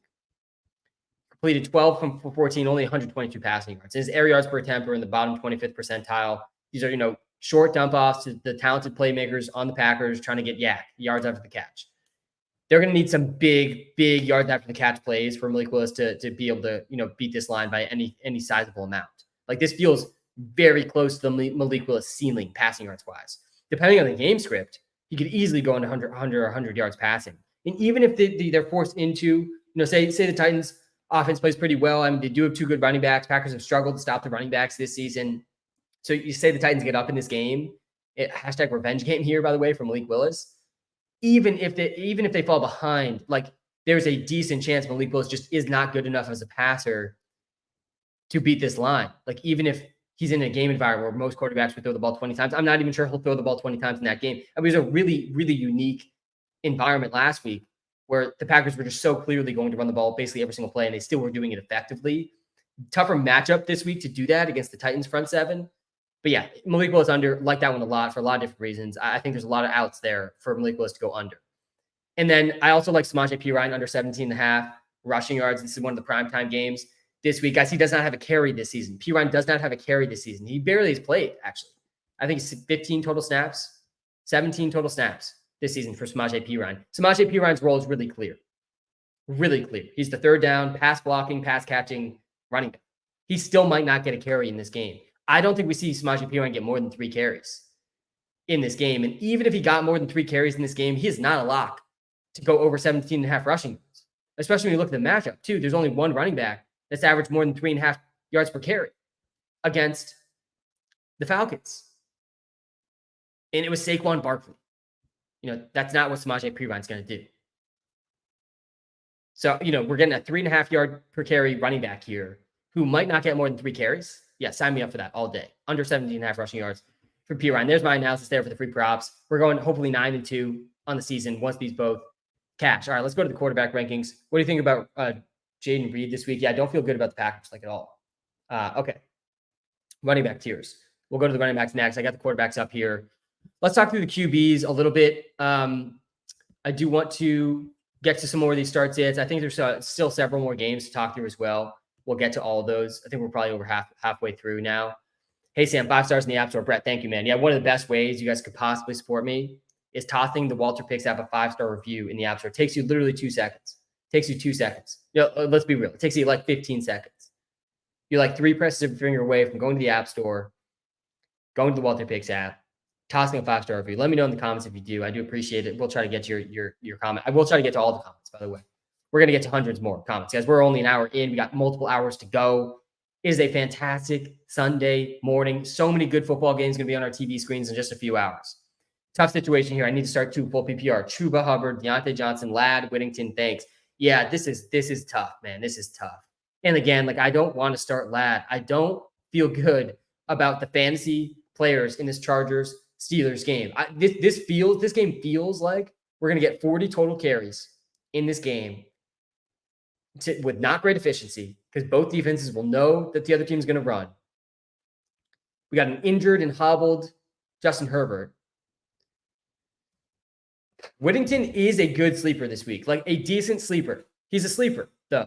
He has not scored more than 4.5 points yet. Week 1, too. This is like a really just weird thing with Jordan Whittington where he got so much hype in the preseason. If you had told me before week 1 that Puka Nacua was going to get hurt in the first half of the game in week 1, I would say, ooh, maybe Jordan Whittington. Maybe Jordan Whittington is actually like a really good sleeper based on everything we heard in the preseason and saw in the preseason. And then week 1, Puka Nacua goes down and Jordan Whittington plays 2 snaps, like just super surprising stuff. It did go up a lot last week. He jumped from 2% snap share to 50% snap share. And it's not unreasonable to think this jumps again. But man, I don't think you can start him over Ladd. I think you got to bench Whittington here. Oh, I think you bench Ladd and Whittington, actually. Just play Chuba Hubbard and Deontay and just pray that Andy Dalton is able to restore some semblance of a reasonable offense here, which, again, I'm skeptical of. But I think between Deontay and Chuba Hubbard, you're probably getting over 20 touches. And that's not bad in a start-sit decision like this one. And it's not a bad matchup either this week for the Panthers. I get the Raiders defense that has not been very good so far this season. J.K. Dobbins and Derrick Henry both popped off against this defense. And they're still going to be trying to run this offense through the running backs. Yeah, I would think I would go Hubbard and Deontay. At least there's something changing in that offense that maybe can save them. I'm skeptical, but it's possible. Pittman or McConkey, Whittington, or Pittman. It's got to be Pittman. Yeah, we do have Andy Red Rocket. We do have a DraftKings lineup. I'll talk to that here in a second. Akers or Swift? It's Akers. It's Akers over Swift easily. This is the first Akers question we saw. I'm surprised. This is the first Akers question we've seen. We're over an hour into this. at least that I've seen. I'm sure there's been some of them out there. Yeah, you can't start Swift here over Akers. Oh, God, we got Swift projected ahead of Akers. It's a good matchup for Swift, too. Swift has been one of the worst running backs in the NFL through the first part of the season. This is a good start take question. This is a good start take question. My gut says Akers. The projections say Swift. Let's look a little deeper into this one, though, because Swift has been terrible. One of the worst running backs in the NFL through 2 games. Has been under 8.5 fantasy points PPR-wise both games. His usage has been decent, more than decent, but like pretty good. Snap share has been top. What does snap share rank at? Number 13. He's played the 13th most snap in terms of both raw snaps and percentage of snaps. DeAndre Swift ranks 13th best in the NFL. Like, he's out there. He gets a very good matchup against the Colts. The Colts defense has been bad. This is a good bounce back spot here for the Bears. We haven't talked a ton about this game, so let's talk about this game too at the same time. I mean, Caleb Williams, I feel like similar to Deshaun, good matchup here for Caleb. Good matchup this week for Deshaun. Like, we got to see it here. We got to see it in these positive matchups, or like, what's the real ceiling for these guys if they can't do it against the bad defenses? We did see Joe Mixon crush the Colts in week 1. And then last week, we talked about this already, but last week we saw a really unique environment that bodes very well, I mean, very poorly for the Colts defense, where I've only seen this really one other time, I think, in the NFL. It was the crazy wind game, if you guys can remember that game between the Patriots and the Bills a while back, where it was just so clear after like 2 drives that the Patriots were only going to run the ball the whole game. That's basically what it was for the Packers last week against the Colts, and it worked. It worked still. He was at 4.7 yards per carry on 32 carries, Josh Jacobs, last week. And then Joe Mixon crushed this team. So we've seen back-to-back weeks now, Colts allowing a running back over 150 rushing yards. We got to see it, Swift. Like, he's going to play this much. This has got to be the week for DeAndre Swift. The problem for Swift compared to Mixon and Jacobs is the offensive line's been terrible. The efficiency's been just god-awful. He's done nothing to make up for the bad offensive line. If anything, he's just also an issue. Like, his offensive line and the Swift efficiency has been bad. But man, yeah, looking at these matchup numbers against the Colts, you do have to go Swift over Akers here. I think the Akers is a good running back 2 option, though, off the waiver wire this week. I was surprised how many leagues he was still available in this morning. Cam Akers' revenge game here against the Vikings. He's the only running back left standing. It's him and Agumba Wale. Agumba Wale is going to play some of the pass down stuff, but Akers might get every single carry in this game. He could get over 20 carries in this game. We just saw in week 1 how the Texans wanted to use Joe Mixon. I think they're going to use Akers in a very similar way. A little bit scarier of a floor for a guy coming off the Achilles we haven't really seen in a big workload in a while. But I want pieces of the Texans offense in general. So, yeah, I'm going Swift over Akers. Let's look at the running backs I would play. Let's pull up the running back tier list here. Let's pull up the running back list here again, too, on the YouTube Live. Some of the running backs I'm playing over Cam Akers. Zach Moss, a real close one. Honestly, I think I might lean Akers over Moss. Aaron Jones, I would play over Akers. Jerome Ford, I would play over Akers. David Montgomery, I would play over Akers. DeAndre Swift, I would play over Akers. Rachaad White, I'm fully panicked on Rachaad White. Still would play him over Akers, though. Brian Robinson, I'm playing over Akers. This could be the week, guys, that is like too late now to sell Rachaad White. Like, I actually think this last week, if you had Rachaad White, you really should have been panic selling him. And I don't think like buy high, sell low, thing always makes the most sense. Sometimes you do need to sell low before it gets even lower. It depends on the situation and the environment here. But Bucky Irving, I think, is just straight up a better rusher than Rachaad White. Like, Rachaad White is teetering on the early down work here. 3.3 points. He was at 1.8 yards per carry in week 2 after 2.1 yards per carry in week 1. Guys, Rachaad White might just be really, really, really bad at running the ball. It's a good matchup here against the Broncos. The Broncos are another one of these run funnel defenses. Their secondary is actually pretty strong. Their run defense has been really bad.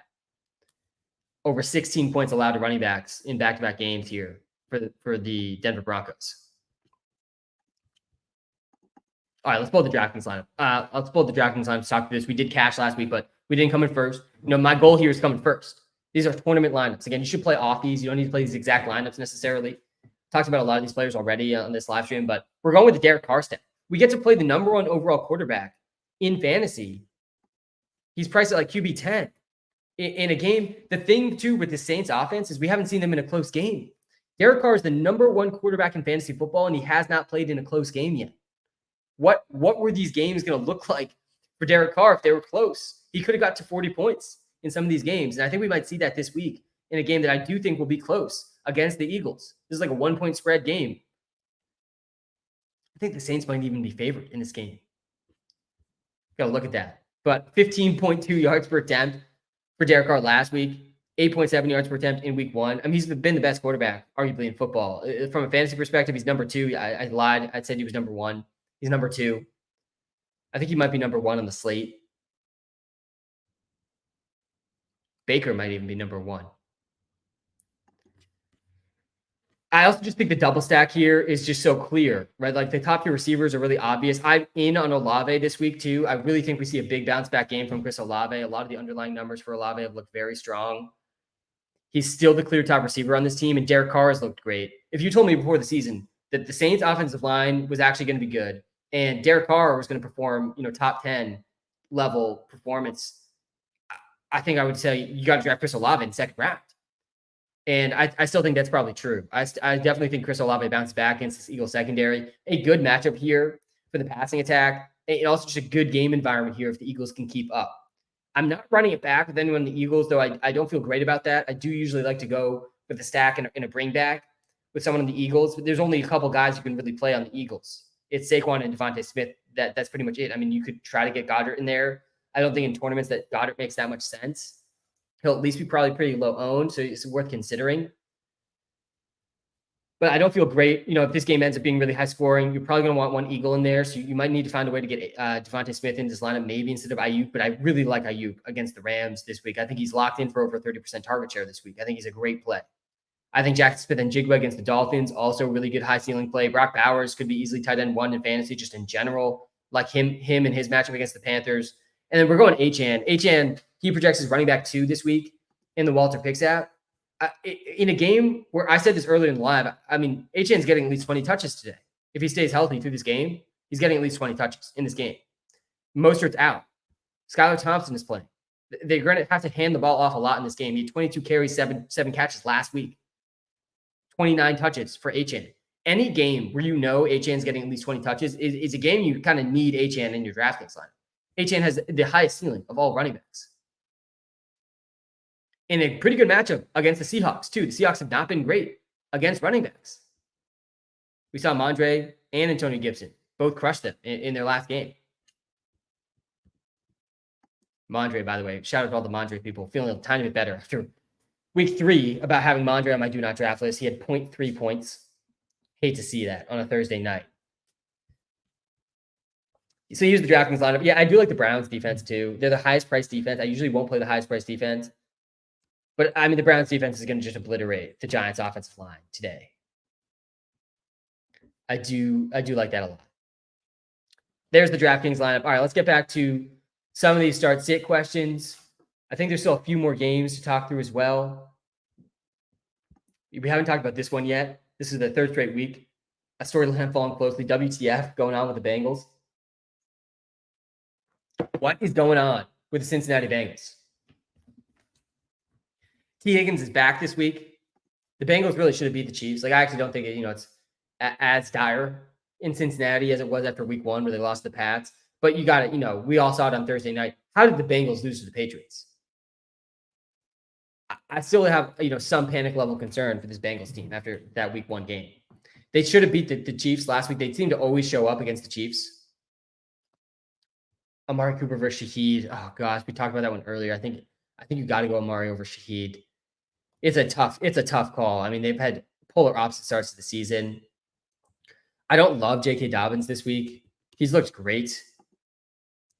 He's looked fantastic. But we also got to, understand who he's played against. He played the Raiders and the Panthers. You don't get to play the Raiders and the Panthers every week. He does have some more good matchups after the bye, but this is not an easy Steelers defense. I think it's going to be a really ugly game here. I don't think J.K. Dobbins is a must-start guy this week. T. Higgins is back. Jamar Chase, T. Higgins, pretty convenient here for T. Higgins to return. Not saying, this was anything, mischievous here from T. Higgins, but pretty convenient week to return nonetheless against the worst secondary in the NFL. I mean, really one of the worst secondaries I've seen for such a stretch like this. Jamar Chase projects as wide receiver 2. Jamar Chase is probably going for a 40 bomb today, guys. He's the other guy I really wanted to get into my DraftKings lineup. There's just such a clear matchup here with the Commanders. At least one of these guys is going to pop off. I don't think T. Higgins is a must start in his first game back. We've seen this in the past. Kyler Murray or Josh Allen. Gosh, I think it's Josh Allen over Kyler. We'll look at that in a second here. But we've seen this in the past with T. Higgins where he wasn't really at 100% yet and he was active, but like just didn't actually play that much. I do think he's probably pretty close to 100%. This week, at least it sounds like it. We have yet to see the Commanders stop anyone. Chris Godwin over 20 points. Mike Evans over 20 points. Malik Neighbors over 28 points. Even Wan'Dale Robinson and Jalen McMillan went for at least 10 points. Like the floor is 10 points. The floor is 10 points. The ceiling is 40 points against the Commanders for both Jamar Chase and T. Higgins. I think the floor is lower for T just as his first game back, but Jamar Chase is going to explode in this game. Joe Burrow is probably also going to explode in this game. He projects as a top 5 quarterback this week.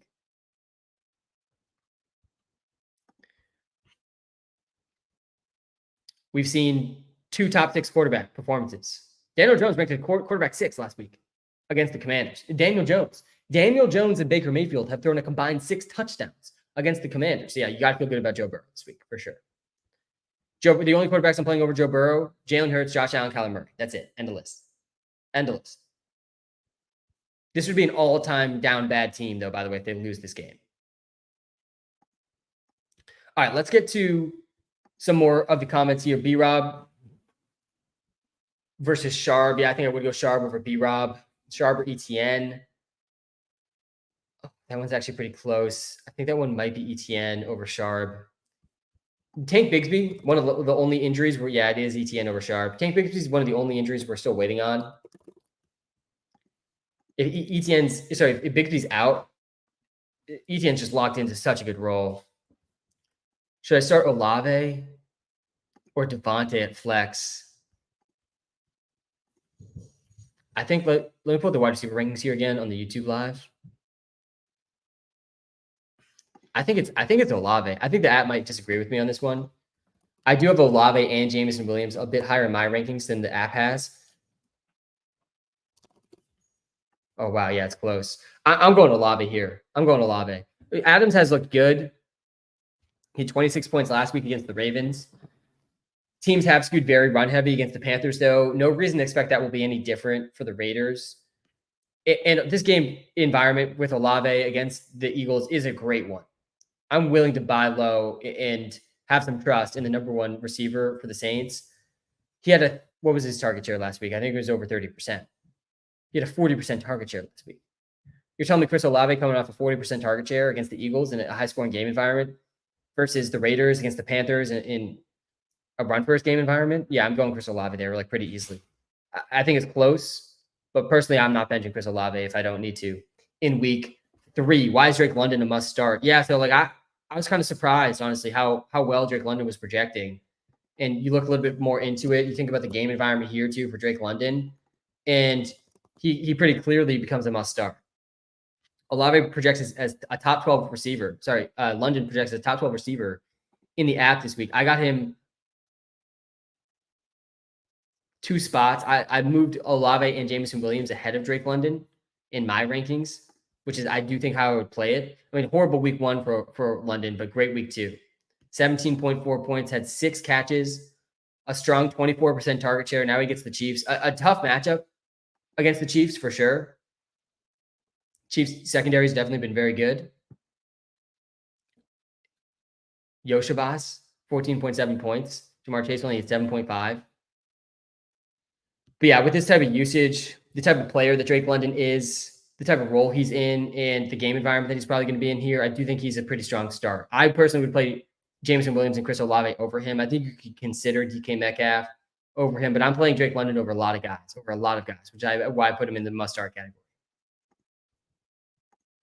Lamar Jackson or Derek Carr, it's got to be Lamar. Lamar against the Cowboys is definitely an environment. We haven't talked at all about this game. Let's talk about the Ravens-Cowboys game. We got our wide receiver 1 in this game with CeeDee Lamb. CeeDee Lamb, by the way, I think if we were redrafting the fantasy season, CeeDee Lamb's the first overall pick, like pretty clearly. Obviously, CMC stuff, was pretty terrible. and unforeseen for the most part. And CeeDee Lamb was the second overall pick in fantasy, but we haven't seen like this big CeeDee Lamb game. He hasn't gotten over 20 points yet. I still think he's like the clear 101 though, because the usage has been really strong, and we haven't seen him in a close game yet. Week 1, the Cowboys blew out the Browns. Week 2, they got blown out by the Saints. Saints double covered CeeDee Lamb on a bunch of plays, still scored 19 points. But we're seeing the floor here for Lamb in these first couple of weeks. Like he's just locked into like 14 plus points every single week, and he's going to have some massive, massive games. The Ravens secondary hasn't been that great this season. Adams has smoked them. Xavier Worthy smoked them. Rashee Rice smoked them. CeeDee Lamb's probably going to smoke them too. The Cowboys, this is a must-win game for both teams here. The Ravens are in a dire spot. They can't start 0-3.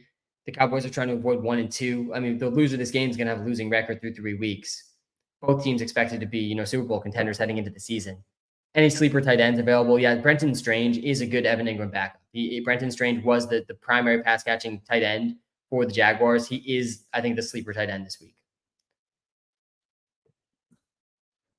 Jalen Tolbert showed up last week. Definitely intrigued about his rise in playing time and usage last week. 85% snap share, 9 targets, had a third of the air yards, seeing deep targets down the field. Very intrigued to see how that plays this week. He seems like he might even be overtaking that Brandon Cooks role. Dowdle and Zeke, they're not startable. Dak is definitely startable. Lamar is definitely startable. I would be starting Andrews over Likely, but I think both are kind of lower back-end tight end ones. Both of them. Andrews actually saw his snap percentage dip from week 1 to week 2, despite his production increasing. If you're watching this live, Trevor, we got tight end 9, tight end 8 here. I think they're probably projected the same thing. 10.1 for Pitts and Andrews. I think I would play Andrews over Pitts if I had to decide. But yeah, both project as top 10 tight ends. I'd say Gesicki and Brenton Strange. These are the two waiver wire tight ends I would be going after.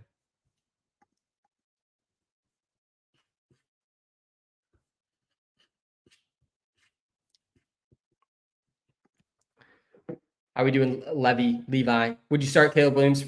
Would you cut Caleb Williams for Cam Akers, Christian Kirk, or Juwan Jennings? Thanks for all you do, boss. If you're in a single QB league, you don't need 2 quarterbacks. You do not need 2 quarterbacks on a team in single QB leagues. Like you got to think of the waiver wire as an extension of your bench. There's always going to be quarterbacks you could add off your bench or off the waiver wire if you need one, like on bye weeks or injuries.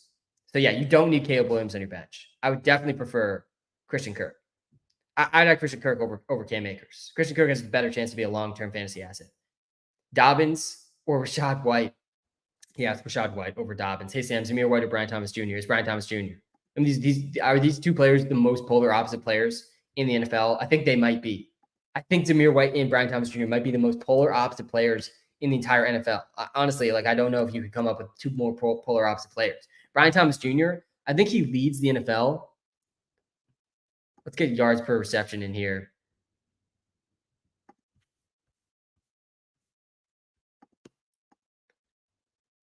.5 yards per reception for Brian Thomas Jr. It's not ranked yet. It's got to get a few more targets in here, I think, to get ranked. But that's got to be number 1 in the NFL. He's almost averaging 25 yards per catch. I mean, it's almost like a touchdown per catch here for Brian Thomas Jr. And then you look at Zamir White, and we got 3.1 yards per carry. It's 25 yards per reception, basically, for Brian Thomas Jr. versus 3.1 yards per carry for Zamir White. I mean, which guy do you want to start? It's pretty clear to me. Zamir White, obviously going to get more touches than Brian Thomas Jr. And this is it, guys. This is it for Zamir White. Like, Zamir White could be droppable after this week if he doesn't perform against the Panthers. If there's any game to play Zamir White, it's this game. So I understand that. I also, given the polar opposite nature of these 2 guys, these aren't comparable floors. The floor is better for Zamir White, absolutely. But there's like a real ceiling with Brian Thomas. There's not really a true ceiling. Maybe there's a true ceiling against the Panthers, but really not really. If Alexander Madison's also going to steal receiving work and goal line work. Why Drake London? He projects a top 15 receiver this week with the target share he saw last week in a probably negative game script for the Falcons. Yeah, I'm playing Akers over Zamir White very easily because Akers is not splitting the backfield and Akers is on a good offense. Better matchup for Zamir White, but yeah, it's Akers. It's Akers for me over Zamir. Let me know in the TikTok live what position tiers do you want to see next. This is exactly the tier list you're seeing on the TikTok live, the rankings you're seeing on the YouTube live. This is how exactly I would be playing start sit decisions with these guys. That's how I'm trying to rank them here. And I'm going to be, I'll tweak things. You disagree with something, let me know. Let's talk through it. I'm down to improve these rankings. I'm not someone who gets locked into tanks. What are your thoughts about Jordan Whittington? Yeah, we talked about Jordan Whittington earlier. Honestly, a little surprised a little bit how much I've seen some comments about Jordan Whittington, but it's not that surprising really because the people on these live streams, you guys are in the top 95th percentile of fantasy managers. So of course you're thinking about Jordan Whittington. I was thinking about Jordan Whittington on the waiver wire this week too.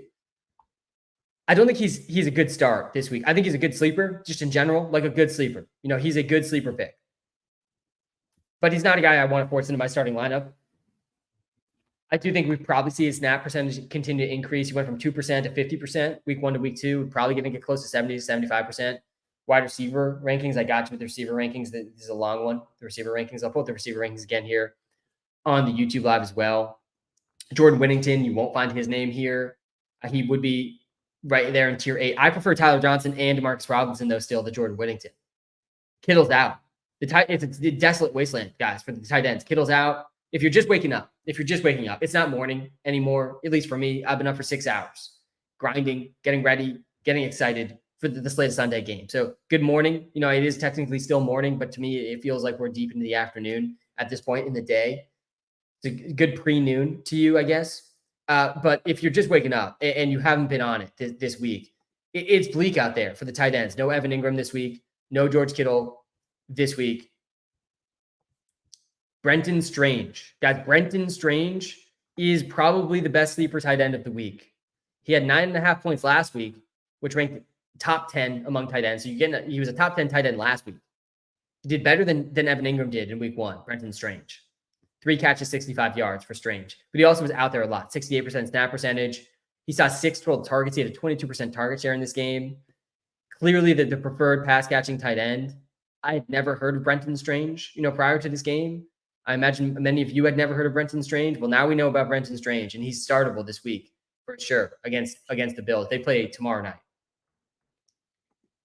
But yeah, he's probably the guy. If not him, Gesicki, but he's available in less leagues. Gesicki, wow, 3.1 yards per route run, very impressive. He's coming off a huge game here. Oddly enough, though, the Commanders have actually been pretty good against tight ends, like very good against tight ends. Guys, there's only been 1 catch from a tight end against the Commanders. Very, very strange. I mean, they haven't played good tight ends. Theo Johnson, wind sprint tight end. Daniel Bellinger here. Kate Otten had 1 catch in week 1. Best tight end they've played against. I don't think Gesicki has a good floor in this game, but at least there's somewhat of a ceiling. David Montgomery or Derrick Henry. Yeah, that's got to be Derrick Henry, I think. Yeah, we'll go to the QB tiers next. I got you. Sam, Bateman, DFS. Oh gosh, Elijah, here we are, man. This is the DFS grind. You got to find guys like this. No one's gonna play Bateman this week. Nobody's gonna play Bateman. So off the rip, I like it for that reason because you do want low-owned guys. This is a good game environment to attack. The usage here, the playing time has been good for Bateman. Let's look at the air yards though. I mean, week 1 was good for the air yards. Week 2 was pretty terrible for the air yards. So at least there's a 1 game here where we saw some good air yards. I'm fine with this, man. He's probably close to min priced. I don't hate stacking him with Lamar or just getting him as a chip in that Cowboys-Ravens game, especially if you're playing decent volume in DFS. These are the types of guys that you do want to sneak in to your lineups. Like last week, we played Tajay Spears in my DraftKings lineup. That didn't end up hitting, but nobody played Tajay Spears. Like if he hits, that's just massive leverage over the field, especially for these lower priced guys. Let's have a day, Sam. Josh, it is a great Sunday morning. Shout out to all the early morning grinders. All right, Tank or Bowers at flex. McBride is my tight end 1. Yeah, I mean, you're sitting good here, Josh. You literally might have the top 2 tight ends in fantasy football. It's not that unreasonable that after this week, you're gonna open up the Walter Picks app. You're gonna look at the rest of the season rankings in the Walter Picks app, which are by far the best possible rankings you could find out there, especially custom to your league settings. And you're gonna see Trey McBride 1 and Brock Bowers 2, or vice versa. Like that is the real world we could be living in tomorrow morning, Tuesday morning, when you look at the rest of the season rankings. Like I'm following Brock Bowers really closely right now, rest of the season, but I don't like starting 2 tight ends. All that being said, you're sitting good. You probably should trade one of them, most likely. unless you just want to, screw over your league even more. Like having both these guys in your team, your league mates are in some dire spots. Like they're the ones looking at Brenton Strange in your league.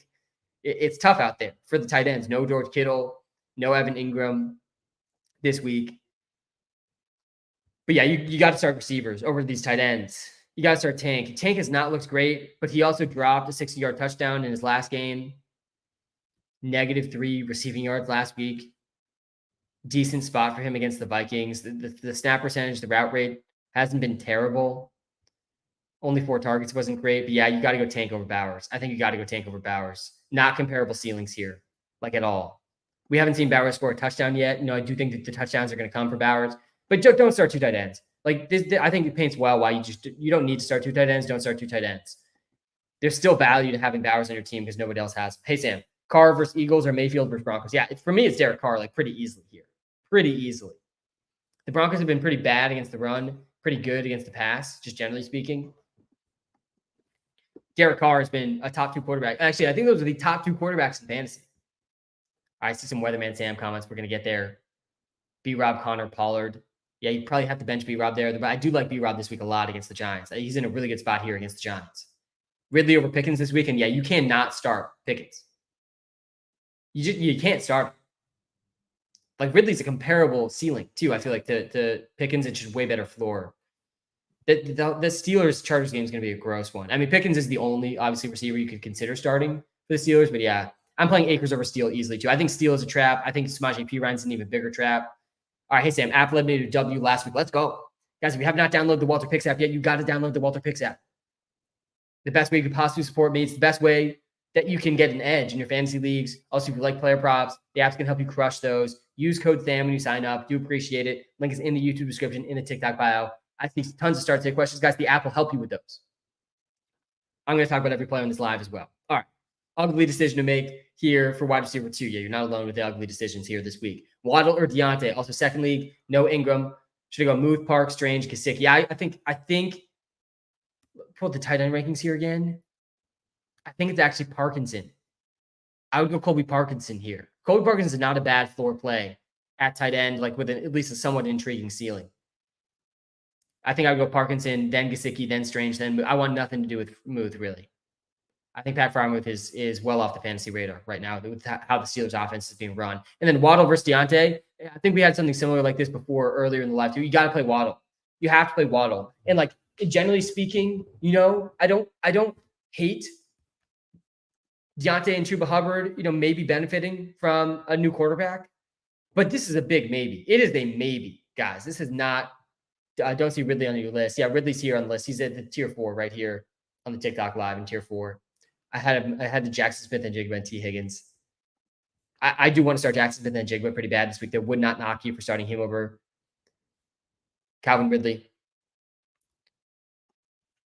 Let's pull this up, though. Like Deontay Johnson, I do not think it is a lock that Andy Dalton comes in and just solves all the Panthers' problems. Is it possible that they're more of a real offense with some actual fantasy relevant players now? Yeah, it's possible. I'd still kind of like to see it because this is still maybe the worst offensive line in the NFL.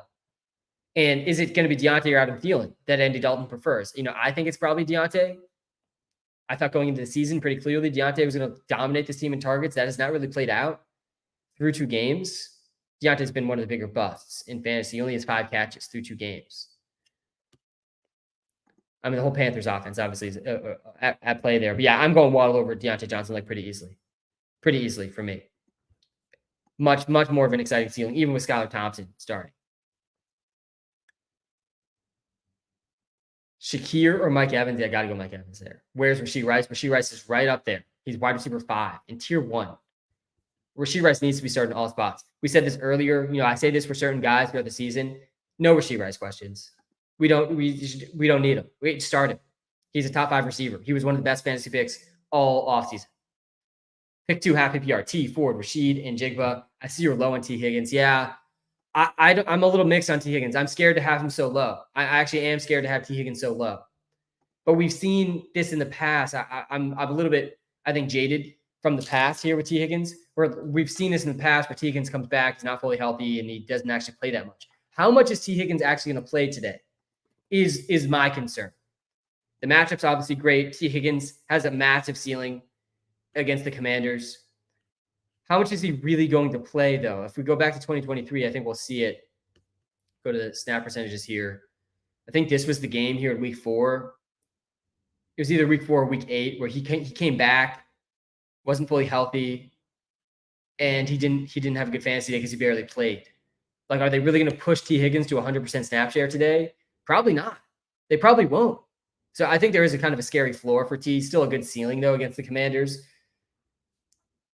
But yeah, I am a little bit low. I would definitely play Njigba over him. And I think let's do this one. A Ford, I think, is a reasonable start over him too. Rashid Shaheed's definitely a good option in this game too. And then we go with T. Higgins. You got to start Jackson Smith and Njigba. So it's really a half PPR too. Does lean, I think, even more towards Ford here. Let's do this comparison. Yeah, it's Ford. Play Ford against the bad Giants defense. Half PPR too, just generally speaking, in half PPR, you got to lean running backs over the receivers. Where's Jerry Jeudy? I think Jeudy is in tier 6 for me, right before Gabe Davis, in between Xavier Worthy and Gabe Davis. I have Jeudy ahead of George Pickens, though. I'm pretty down on George Pickens. I do not think you want to start George Pickens. Let's pull up Pickens. We saw it last week. He's on a run-first team with a run-first quarterback. He's, the clear top receiver on the team. 3.9 points. Doesn't have a game. This is half PPR now. Let's switch back to PPR because that's my mindset. And most of your leagues, I assume, are PPR. I know there's a lot of half PPR. JSN or Neighbors, got to be Neighbors over JSN.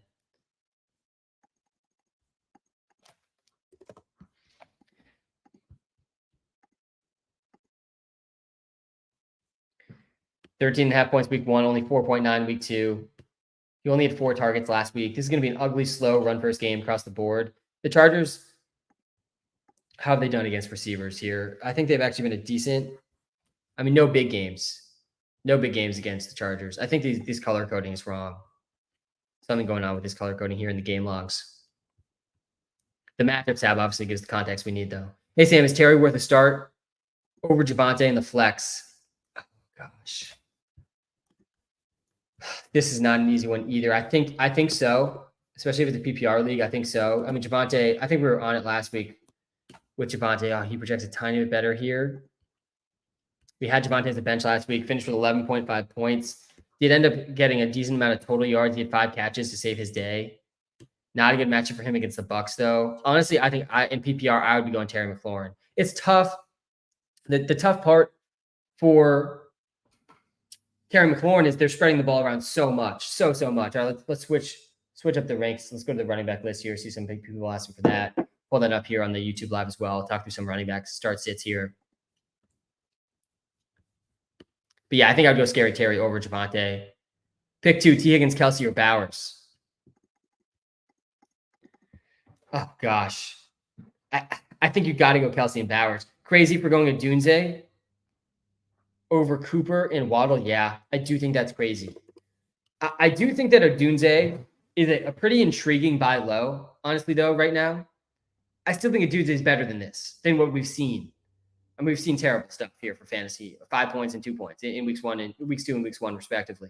He did play 95% of the snaps last week with Keenan Allen out again. I do still think I believe in the prospect profile for Roma Dunze, that he's actually like kind of close to this tier with league neighbors. Marvin Harrison Jr. has not looked like that through 2 weeks, but I do still think prospect wise, he's close to those guys. But no, you can't start him this week over Waddle. You can't start him this week over Amari Cooper. Just absolutely not. Absolutely not. We do need to see it, I think, from a Dunze before throwing him in our starting lineups because we have not seen it yet. Defense. Yeah, I got to the defense rankings. The Browns are the top defense this week against the Giants. I think pretty clearly. I play Waddle over Ladd. Pittman or Jalen Naylor. You got to go Pittman. I do think Jalen Naylor's a good sleeper, though. Let's talk about the Vikings offense a little bit. We haven't really talked about them too much. Jalen Naylor, the clear top number 2 receiver on this team. He's got some interesting prop lines out there. He's at 9 points and then 14 points. Touchdown in both games this season. Jordan Addison is out this week, which means we're going to see, I think he was out last week as well. 92% snap percentage for Jalen Naylor last week. He's going to be over 90% again this week in a potential shootout against the Texans. The Texans are going to put up points against the Vikings. Jalen Naylor is a good sleeper this week. I prefer Jalen Naylor over a guy like Jordan Whittington. For example, Jalen Naylor versus George Pickens. Here now we're talking. Probably got to go Pickens there. But will I be surprised if again Jalen Naylor outscores George Pickens? It wouldn't be that shocking. The real Sam Darnold has been standing up this season, by the way. Very intrigued to see how he holds up against the Texans, though. I do think he's going to get pressured a lot in this game. Sam Darnold, 4 touchdowns in his first 2 games. Really elite yards per attempt numbers here for Darnold. Top 10 in fantasy points, top 10 in passing yards so far this season for Sam Darnold. I don't think this is a great matchup for Darnold, though, against the Texans. Dobbins or Godwin? For flex, got to go Godwin. Steele or Akers, got to go Akers. I do not feel great about Steele. I think he's got an interesting ceiling, Carson Steele, but I definitely prefer Akers. Akers has the backfield to himself. Carson Steele does not have the backfield to himself. I'm playing Najee over Steele. By the way, I haven't seen any Najee questions, but I don't really love Najee in this game. I know we talked about the Steelers-Chargers game a decent amount. Hey, Sam, start 2. Moss, ETN, or Rashad White. Yeah, you got to start ETN and Rashad White. It's got to be ETN and Rashad White over Moss. Let's have a day. Eric, let's have a great day. It is a great Sunday morning. We're 2 hours in this live. We got a whole another hour to go. We're like, what, an hour and a half, 2 hours from kickoff now? Zamir White opinions? Yeah, if you want my Zamir White opinion, it is get him as far away from your starting lineup as you can. And this is the 1 week where that shouldn't be the case. Should not be the case. He's playing the Panthers. This is the best possible game environment for Zamir White, and I still just don't feel great about it. He's looked terrible. And he's losing goal line touches to Alexander Madison, losing targets to Alexander Madison. I got Zamir White firmly in tier 6. I would play Carson Steele over Zamir White because I think Steele has a real ceiling. No concern with Ford not getting goal line carries. No, last week was very concerning for Ford. Well, let's be real. This was a very, very concerning game for Ford. It didn't really make sense. Like looking from week 1 to week 2, it really feels like we're missing something here. Whether it was a Jerome Ford injury that popped up that didn't get reported, or maybe it was a Deontay Foreman injury that didn't get reported from week 1 that was gone in week 2. But this was not a good week here for Jerome Ford. The good part was he was really efficient, 9.1 yards per carry. I think he earned a bigger role than he got in week 2, than he had in week 2 here in week 3. But yeah, he might not be the goal line back. That's definitely not good for Ford. I still think he's a good start against the Giants, though. Then you look at the matchup here.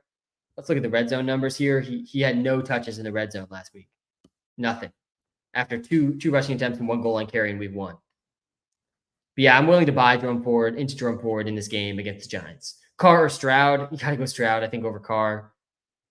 Javonte or Akers is close. I actually lean, I think, Akers over Javonte. Najee or Akers? Yeah, now we're talking. And I think this one's Akers too. Najee Harris, the volume's been good. The Steelers are out one of their starting offensive linemen in this game. This game's going to be a slow, run-heavy game.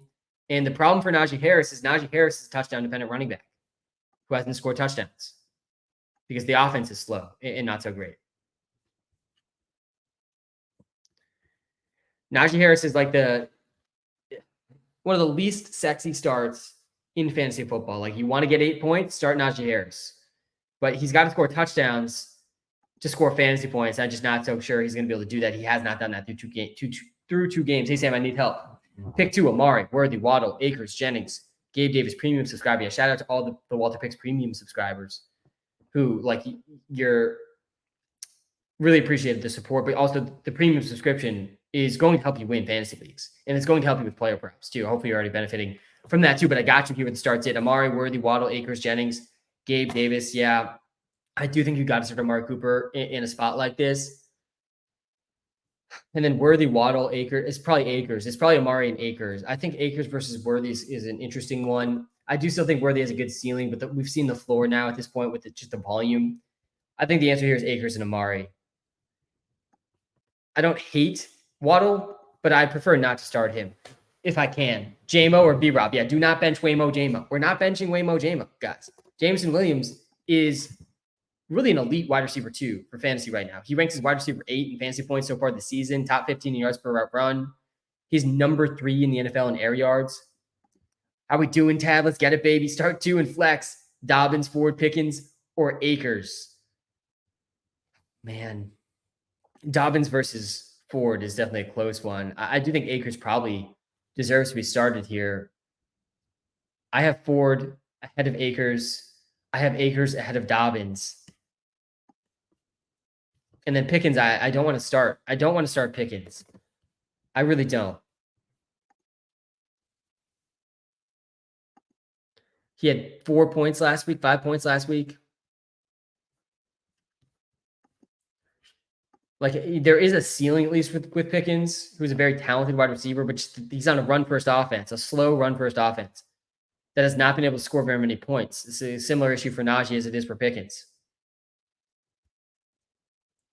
I think you got to go forward in Akers here. It's not easy to bench Dobbins. I get that. Let's compare these three running backs here. Akers, Ford. These guys are all projecting pretty close. I mean, in Ford, again, the usage was bad for Ford. Ford has the best matchup of these three guys. Definitely the best matchup of these three guys. Like, not even that close. Dobbins coming off back-to-back huge games, but Dobbins also played the Raiders and the Panthers.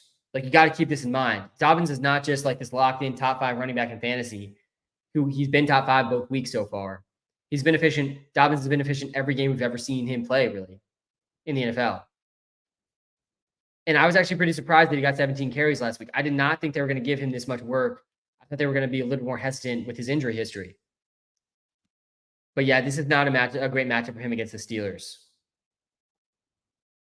Brian Robinson did okay. Javonte Williams did okay, but they both had 5 catches. Is Dobbins really going to have 5 catches in this game? I personally lean Akers and Ford over Dobbins. It's a tough call based on how they've all performed so far this season. But yeah, I'm benching Dobbins there. I'm playing Neighbors over Dobbins easily. Chris Olave versus Rashee Rice. We're not asking Rashee Rice questions today. We're starting Rashee Rice. I like Olave a lot, but you got to start Rashee Rice for sure. Let's go back to the high level analysis here on the TikTok live. Rachaad White, Tony Pollard, J.K. Dobbins start 2. Yes, the first 2. Bench Dobbins here too. I'm definitely panicked on Rachaad White, but he still needs to be started, I think, over Dobbins. What's up, Sam? We're back at it. Matt, let's go, man. It's Sunday morning. We're a couple hours away now, 2 hours away from kickoff, from football on our TV screens for the next 7 hours. Cannot wait, man. We got so many good games to talk to, and we got probably my favorite game to talk through, and the game I'm most excited about, which doesn't start in a couple hours, is in the late window, which I like. I like one of my favorite games in the late window. I can watch more of the full game. But James Conner, in this Cardinals-Lions game, going to be a super fun one. Definitely a good start. Kyren Williams in an interesting game as well against the 49ers. The 49ers probably going to just dismantle the Rams in this one. Like, this is not a good spot for the Rams offensive line that's already struggling a ton. Jason, thanks for the gifts in the TikTok live. Appreciate that. But Kyren Williams is still a pretty good start this week. I'm starting Jordan Mason over him, of course. The alpha Jordan Mason that we started, every single week so far this season, been the top 5 running back this season. It projects the top 5 running back. It's a good matchup against the 49ers. Sorry, it gets a good matchup against the Rams. But on the matchup for the 49ers with Kyren Williams, the 49ers have been okay. Not the best matchup here for Kyren. Breece Hall did okay against them. Aaron Jones didn't do much, but Ty Chandler and Aaron Jones actually did combine over 15 points. But Kyren Williams is going to get a lot of targets in this game. I don't hate his receiving props in this one. There's no Cooper Kupp. There's no Puka Nacua. The offensive line is trash. There's just not enough time for Stafford to really drop back and let these routes develop. That's going to be good for Kyren Williams, who we have seen that the floor still be really strong for Kyren Williams. Over 14 points in both games. He's out there almost every single snap again this season. One of the best roles in the NFL, despite the bad offensive line, still producing for fantasy. And he's on a 19% target share last week, 5 targets. Do like the receiving props for Kyren. Definitely think he's a good PPR start. So yeah, I think you said start 2 here, start 3 full PPR, almost 2 hours. Shout out to you, Matt, for sticking around. We have talked about some of these guys. You guys start these first 3 for sure. Bench Cam Akers here. Start James Conner over Cam Akers. Start Kyren Williams over Cam Akers. Start Travis Etienne over Cam Akers. Why no Steele? Because Steele, he's a landmine. He's the definition of a landmine in fantasy. He is not locked into anything. Steele is going to have to earn this. And he's probably going to be, I think he's the highest upside Chiefs running back. So if you want to shoot for upside, go for it. But the floor here is really low. I do think that this is not a good matchup for the run game for the Chiefs against the Falcons. And I also think the Chiefs are going to throw more in this game. I also think P. Ryan is going to be involved. on third downs and in passing rolls. I'd actually like the P Ryan under.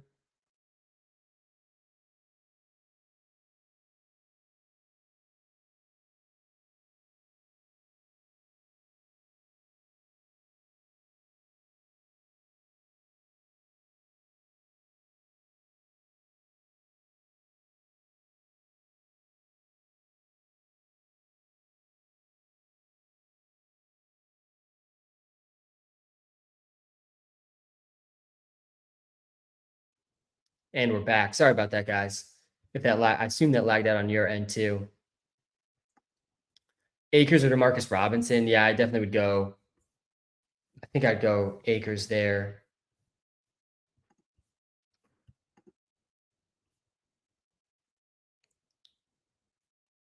I want nothing to do with Freiermuth. How could you possibly want to start Pat Freiermuth?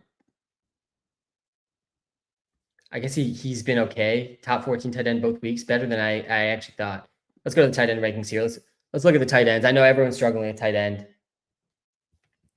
but Pat Freiermuth just no one in this offense really has a real ceiling. He's got 4 catches both games. Air yards have not been great for Pat Freiermuth. Guys, if you're watching live on TikTok, come to the YouTube Live. The link is in the TikTok bio. It is a better viewing experience. Zamir, 20 plus touches. This is it for Zamir. This is it. This is it for him in fantasy. He either has 15 plus points today, or you probably can drop Zamir White. And 20 touches, I mean, he should get 20 touches in this game. He has not gotten 20 touches in the game yet, though. He had 9 carries last week. 9 carries for 2.7 yards per carry for Zamir White last week. Brutal stuff. Jameson Williams or Rashee Rice? Yeah, we're starting Rashee Rice, guys. Start Rashee Rice.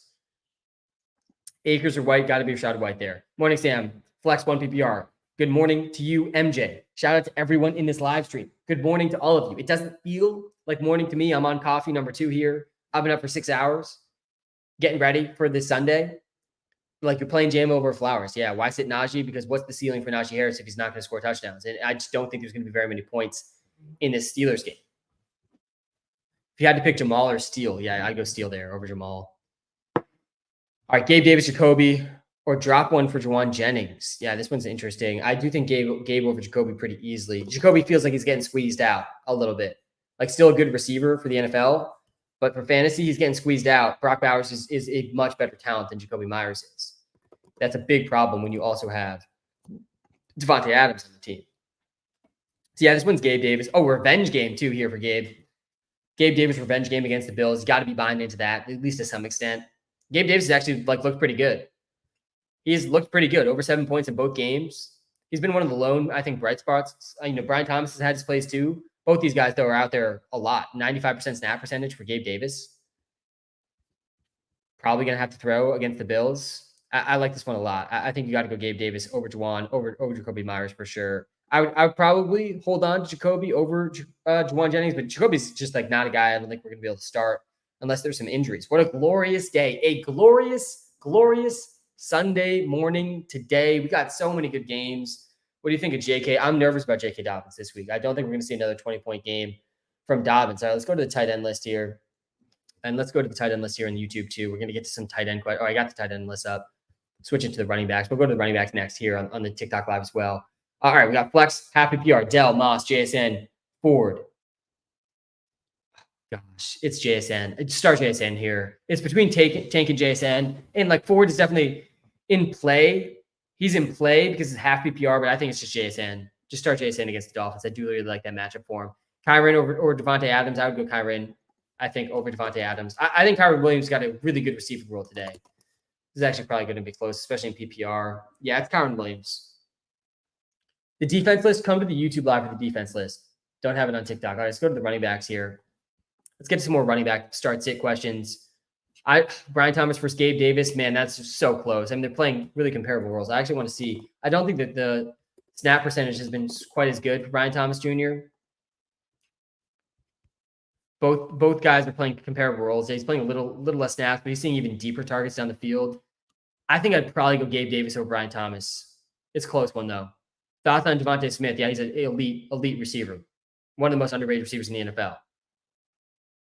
Murray or Stroud, I do not want to bench Kyler Murray today. I saw someone earlier, actually didn't get to it. Josh Allen, Kyler Murray question. I'll get to that in a second. I'd play Kyren versus Godwin. Oh, I think that one's Kyren too. As good as Godwin's been, the floor is really good, guys, for Kyren Williams. Yeah, it's Kyren Williams over Godwin. Don't bench Kyren Williams. I'm playing A-Rich over Jaden Daniels. We had that one earlier. Let's go to the quarterbacks. We're seeing some quarterback questions. Let's just go to the quarterbacks here. I'll talk through the quarterbacks that I like. Josh Allen versus Kyler Murray is actually a super interesting one. I actually think that Kyler's a little safer. He's a little safer than Josh Allen because the problem for Josh Allen, the problem for a lot of the offense for the Bills, all the pass catchers. We saw it with Keon Coleman last week. He had a donut. We've seen it for Kincaid so far this season too. Kind of panic time for Kincaid. The whole reason that you should be a little bit scared about the passing offense for the Bills is this is a run-first team. They want to run. They want to be a run-first team. This is really a continuation of what we saw in the back half of last season when they switched over to a new offensive coordinator. And it's been working. There's no reason to expect the Bills to stop. They've been in a really effective run-first team. Even in week 1, when they played the Cardinals, they were a run-first team when they were losing most of that first half. They were losing at halftime in that game. They still skewed really run-heavy. They still only let Josh Allen throw the ball 23 times. That is not great for fantasy, for this passing attack. The good news for Josh Allen is he's a part of the rushing offense. He had 9 carries in that game, still finishes QB1 in that game. The rushing is why Josh Allen still projects as a top 3 quarterback. Because even if they're not throwing, if he's a part of the rushing and has a good chance, about as good of a chance as any quarterback in the NFL to score a rushing touchdown. He has 2 rushing touchdowns through two games. He did 4 total touchdowns in that first game against the Cardinals. Then he's going to project pretty well. But then Kyler Murray played like an MVP in the last game. Like he's one more game like that where he's just like firmly in the lead of the MVP race. And why not here? He gets a great stretch of games here against the Rams, the Lions today, and then the Commanders next week. I mean, man, Kyler Murray's going to be QB1 in a couple weeks. Not going to be that shocking. So yeah, this is close. And Kyler Murray, I think he has the lowest bust percentage of any quarterback this week. 4.3% chance. Kyler Murray is just not going under 10 points if he stays healthy throughout this whole game. Just not going to happen. And Josh Allen, I want to say the same thing for him. He did go under 10 points last week, though, in a game where they blew out the Dolphins and they were just really run heavy. And Josh Allen didn't end up running that much in that run heavy game script. So yeah, this one's really close, man. And yeah, a higher ceiling for Josh Allen makes sense, but like how much higher is the ceiling really? Because I actually still think Kyler Murray's ceiling is a bit underrated. We got a taste of it last week. We didn't even truly see it because the game wasn't close. This Cardinals-Lions game, I think this could be like the Cardinals game last week, but close. And that could be massive game for Kyler, like 40-point ceiling, I still think, for Kyler. So yeah, honestly, the more we talk about it, we talk about the game script environments here. I do think this game between the Bills and the Jags should be pretty high scoring. I very rarely am going to be telling people to bench Josh Allen, but if you have Kyler Murray too, I think I'm playing Kyler just straight up over Josh Allen. And I might even, argue Kyler over Jalen Hurts. I get why these guys project ahead of Kyler. I think I'd probably go Jalen Hurts over Kyler.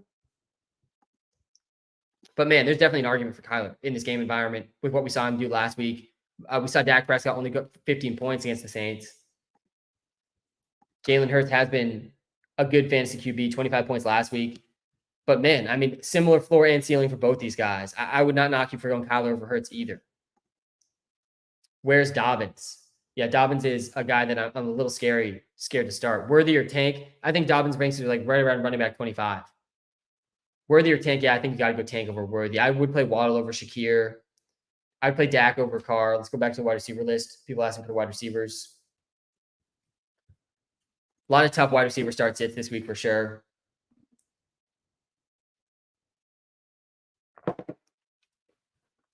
I think I did get to this one. Happy PR. Let's actually compare this, though. Jackson Smith and Jigba versus Ford. Yeah, I still think I'd probably go JSN, honestly, over Ford. It's close. I do like to lean running backs in those half PPR leagues, but I am buying the breakout game a little bit for JSN last week. Samster, week 3 at flex. Who we starting? Ladd, Swift, or pickup game makers or some? Yeah, start Swift. It's a good matchup for Swift. Swift's been terrible, but you got to start Swift. What's JMO's upside? JMO's upside is he's a top 10 receiver this week. We've already seen it. He's actually a top 10 receiver on the season. He has the 3rd most air yards in the NFL. I would argue his ceiling is actually in the top 3. Like really elite ceiling, guys, for JMO. We need Waymo Jamo. He's got 20 targets through 2 games, which gives him a strong floor just based on volume alone. But these aren't just any targets. These are deep targets down the field, over 125 air yards in both games. And now we get the matchup against the Cardinals. Definitely not a scary matchup here. And again, we just talked about the Cardinals side of the ball. The Cardinals are going to be able to put up points. The way the Lions defense works is they either get sacked or they let up huge plays. Baker Mayfield almost had 10 yards per attempt last week, but got sacked 5 times. We'll get to the tight ends here. Deontay or Waddle, definitely Waddle for me over Deontay. But yeah, Waymo Jamo's upside. It's over 25 points. It's what we saw in week 1. That's the ceiling. That's the upside, especially in this game. Mooney or Spears, Sam? Oh, Kylo, man. You got some tough start sits here. And I think the answer's honestly, the answer is Spears. I think Mooney's going to project a bit better. There's obviously a question mark here. Spears actually projects a bit better in PPR. It's Spears. The Packers have been a really good matchup for running backs. Really good one. All right, let's go to the tight ends here. Let's go to the tight end list. Saw some people ask for that. We'll talk through some tight end start sits here in a second. Let's get to this one first, though. Swift, Akers, Tank, Rashid, Shaheed. PPR. I do think Swift over Akers is reasonable. Tank and Shaheed, I would want both those guys, I think, over Swift, though. Swift has been bad. It's a good match for Swift. Tank for Shaheed is actually really close, too. I mean, kind of comparable guys, honestly. At least so far this season. Like, Shaheed's almost growing into a Tank Dell. That's kind of what Shaheed has looked like this season, to be honest. That's a pretty good comp. I know he's more of a deep route. Like, honestly, Shaheed's more looked like Deshaun Jackson this season. That's honestly more what he's looked like. Good matchup for him against the Eagles here. Tank Dell's, been much worse. But I do think, I would still take Tank over Shaheed rest of season. This week, he also projects a bit better. Swift gets the best project. I would play both these guys, I think, over Swift, though. But, God, it's a good matchup for Swift. Something's got to give here for Swift. This is honestly another one of these Zamir White situations. We talked about Zamir White, DeAndre Swift, Deshaun Watson, Caleb Williams. Like, if we don't see it this week, it's really, really dire spot for these guys in really good matchups this week. Jacobs had 151 yards. Joe Mixon had 159 yards. Swift has been under 3 yards a carry in both games. The offensive line looks terrible for the Bears. He's saved his fantasy performances with some catches.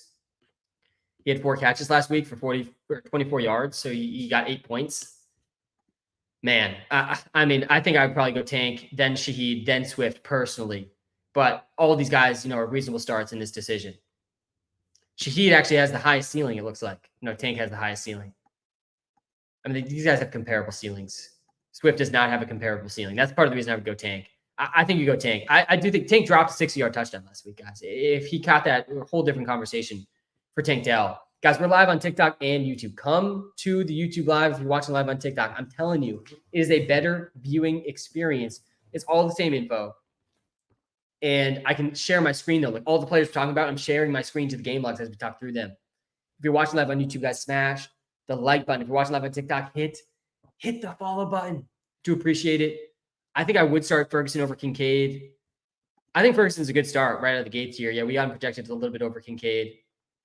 Said we're going to talk about some tight end starts it, so we're gonna get to some of those right now. I do think Ferguson's a good start. Pittman has been sad. The app has them similar. Pittman or Dobbins. Oh, gosh, I'm okay going Dobbins here. I think I would be okay going Dobbins here. I don't want Pittman, especially in the first game back for downs. I'm definitely a little nervous about Pittman, who is also questionable heading into this game. So also some added risk there. Worth it to play Shakir over J-Mo. The guy I'm playing is Josh Allen. Already starting Evans, right sharp. No, don't do this, Alvin. Don't overthink this. Don't overthink this. I think in most situations, we could overthink stuff like this. Yeah, I get it. He's got Josh Allen. There's a bit of a hedge, a bit of a defense play here to play Shakir. But no, Waymo Jamo's just a better start than Shakir. He's just a better start. That's actually how you beat Josh Allen, is you play the better players that score more points. It is kind of that simple at the end of the day. Don't overthink it. Start Waymo Jamo against the Cardinals in this massive game script environment, high-scoring environment. Waymo Jamo ranks number 8 among receivers in points, number 3 among receivers in air yards. Shakir's looks good too. He's looked like the best receiver that you want on the Bills, but he's not been Waymo Jamo. He does not have the same ceiling as Waymo Jamo. He's playing on a run-first team. What you really want if you're playing against Josh Allen is another very run-heavy game script for the Bills. And Josh Allen not to steal too much of that rushing work. That's what you want. But yeah, start Waymo Jamo. Start Waymo Jamo over Godwin too. Can you do running backs? Yeah, I got you with the running backs. See some people asking for that.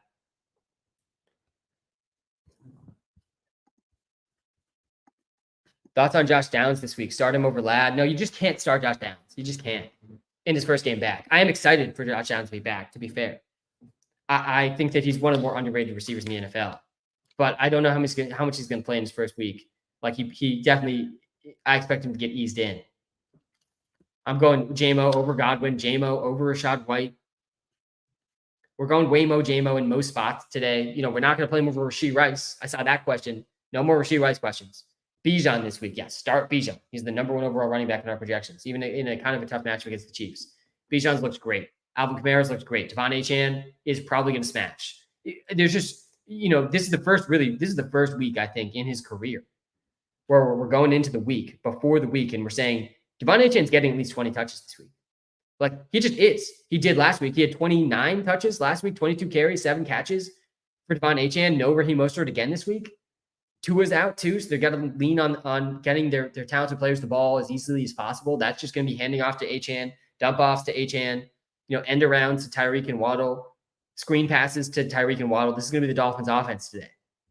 Achane's going to smash, man. Achane's going to absolutely smash. We know he's going to get at least 20 touches. All right, someone's asking for the defense list on the TikTok or on the YouTube. Wide receiver, yeah, we'll go to wide receiver next. Shakir or Gabe Davis. Oh gosh, I want to say Gabe Davis. Honestly, in the revenge game, I do like the revenge game narrative here for Gabe. You got to think he's coming to this game. Gabe Davis has played 95% of the snaps this season too. He's not coming off the field. Shakir's been a bit better. The ceiling for Gabe Davis is much better though. I'll go Gabe Davis over Shakir. I'm fine with that. I'm totally fine with that. Cooker, Jacobs, non-PPR. Non-PPR, you got to go Jacobs. Jacobs is a great non-PPR option. He had 32 carries last week. London or Waymo Jamo? Yeah, I'm going Waymo Jamo over London. I'm playing Waymo Jamo over London. Let's go to the wide receivers here. McBride or Bowers? Yeah, it's McBride, then Bowers. I think after this week, they might be the top 2 tight ends in fantasy. Let's go to the wide receiver list here again on the YouTube live too. All right, we got 2 questions here. But just really quickly before I get to this question in the YouTube live, we're going to get to hundreds of questions, the TikTok live, YouTube live. We're in the back third of this live stream. Now we're going to go rapid fire to the comments. We talked about every single player at this point. We talked about every single game. If I notice there's a game we haven't touched on yet, I'll definitely make sure we touch on it. Let me know in the comments too. If there's any game I haven't talked in depth about that you wanted me to. I think we've talked about the Eagles game. We talked about the Cardinals game. We've talked about the Chiefs game. We've talked about the Packers-Titans game plenty. We talked about the Bengals. Talked about the Rams 49ers game. We talked about the Ravens Cowboys game. Talked about the Jaguars Bills game. And we talked about it all. Panthers Raiders game. We talked plenty about that. I'm pretty skeptical at Andy Dalton. Talked about the Bengals Commanders game. I think I already mentioned that one. We talked about all the games. We're going to talk about all the games still here in the last hour of this live. So don't go anywhere, guys. Smash the like button if you're watching live on YouTube. Hit the follow button if you're watching live on TikTok, guys. We're just gearing up here. All right, let's get to the question here. We're going to go rapid fire into some questions over this last next like 15, 20 minutes of this live. Tons of good start state questions to get to. I would start Ridley over Pittman. Yup. We got Neighbors, Shaheed, Ridley in a PPR league here. You got to start Neighbors. Shaheed versus Ridley is a close one. You got to start Neighbors, by the way. Also, I got hit by the injury bug. Got 2 running backs. Got hurt, so I had to trade Daniels for James Cook. It's an amazing trade. Rated at 5 stars. Andrew, this is an amazing trade. If you can trade your second quarterback in a single QB league for James Cook, I mean, it's a league-winning trade. I don't know if this is a single QB league or not, but Shaheed, Ridley. It's Ridley over Shaheed. A close one. And don't get me wrong. I mean, Shaheed's been great. He's not an easy guy to bench for similar reasons to Waymo Jamo. Rashid Shaheed, 5.9 yards per route run. I mean, that's unreal stuff. Not sustainable, but unreal stuff. We were looking at Brian Thomas Jr., by the way. He had 23.5 yards per reception. I said that's probably number 1 in the NFL. Nope. Step aside for Rashid Shaheed. 24.1 yards per reception. Mind-boggling stuff here. He's going a 4th of the field on every catch. Rashid Shaheed. Now he gets a pretty good matchup here against the Eagles. But still, Ridley's role, guys, is really underrated. And you have to be really impressed with with last week with Calvin Ridley against a really good Jets secondary. Calvin Ridley goes out, 25 points, wide receiver 6, scored a rushing touchdown, 77 yards and a receiving touchdown. Ridley's like the clear alpha wide receiver 1. He's seeing tons of air yards in this offense. Not necessarily the best matchup against the Packers. Packers have been pretty bad against the running back. Not bad against the receivers. I guess honestly a little worse than I realized. Over 15 points to Alec Pierce, over 15 points to Devontae Smith, over 20 points to A.J. Brown. So you got to start Calvin Ridley here over Shaheed. Just, I think, a little bit of a safer play, a bit of a safer floor. Similar ceilings, bit safer floor for Ridley. But that's how I would play it.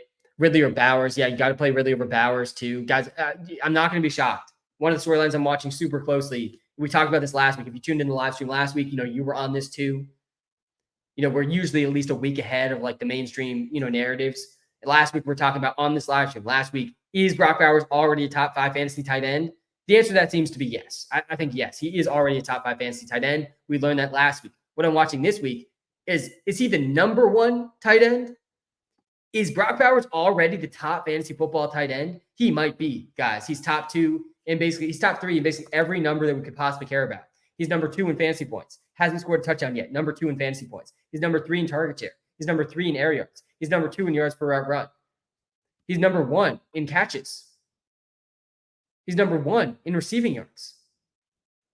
Is Brock Bowers already the tight end 1 in fantasy? He really might be, especially in a down year for tight ends. I still think it's McBride right now. I still think Kelsey and Laporta bounce back, and I won't be surprised to see them beat out Brock Bowers, in the rest of the season rankings.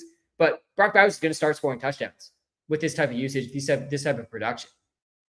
But still, I don't want to start 2 tight ends. Tight end is a desolate wasteland, guys. Tight end is hard enough as it is.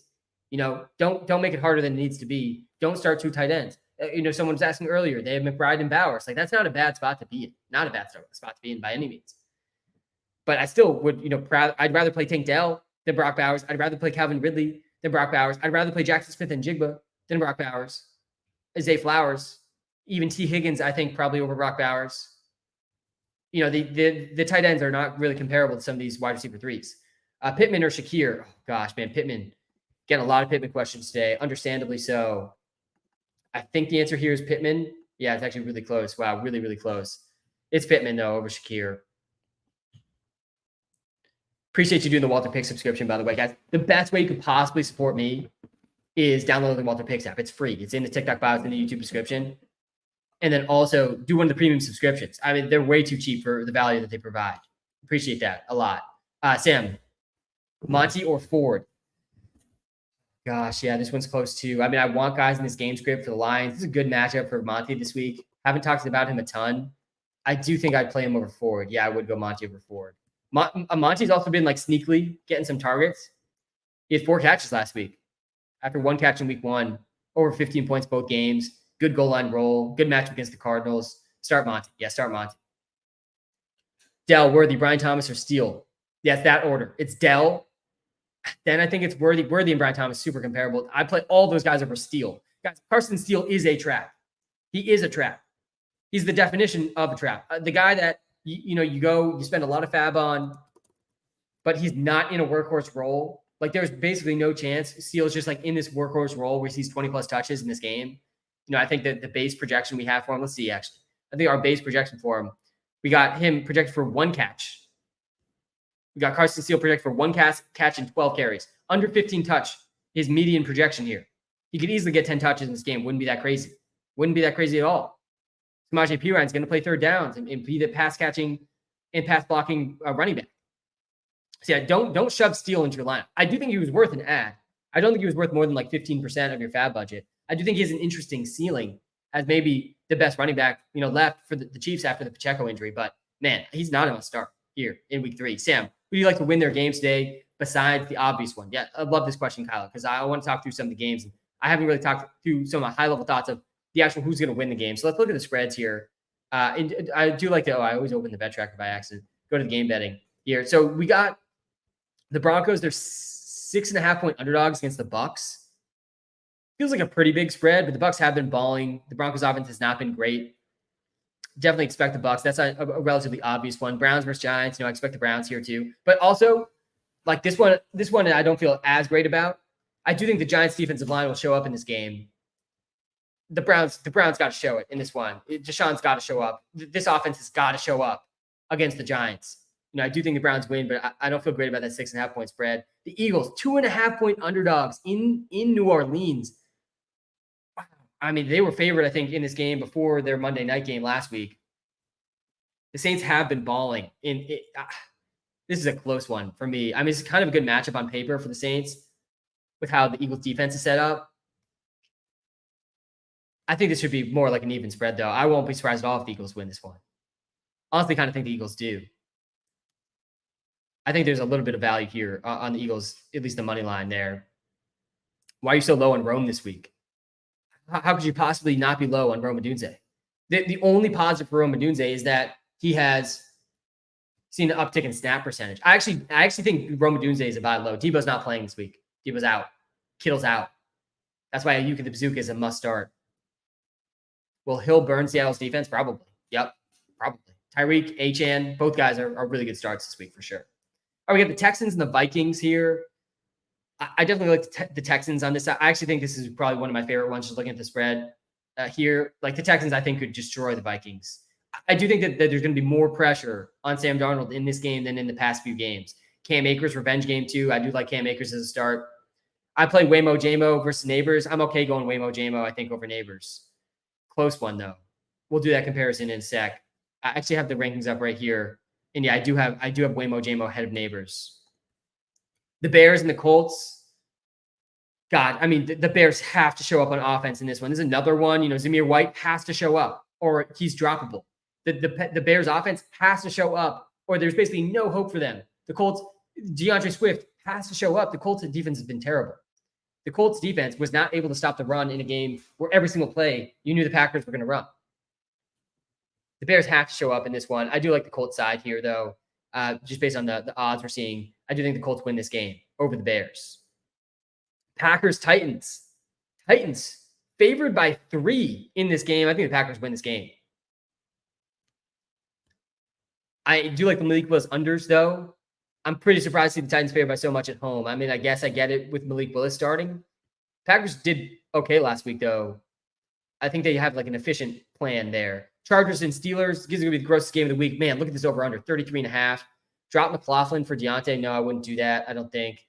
I'd play Higgins over Javonte Williams, seeing that one. Burrow or Murray. Yeah, I like Kyler a little bit more than Burrow. We got the Panthers. By the way, I think the Steelers probably do win this one. But I think with these odds, I like the Chargers maybe a bit more. And then Panthers, Raiders.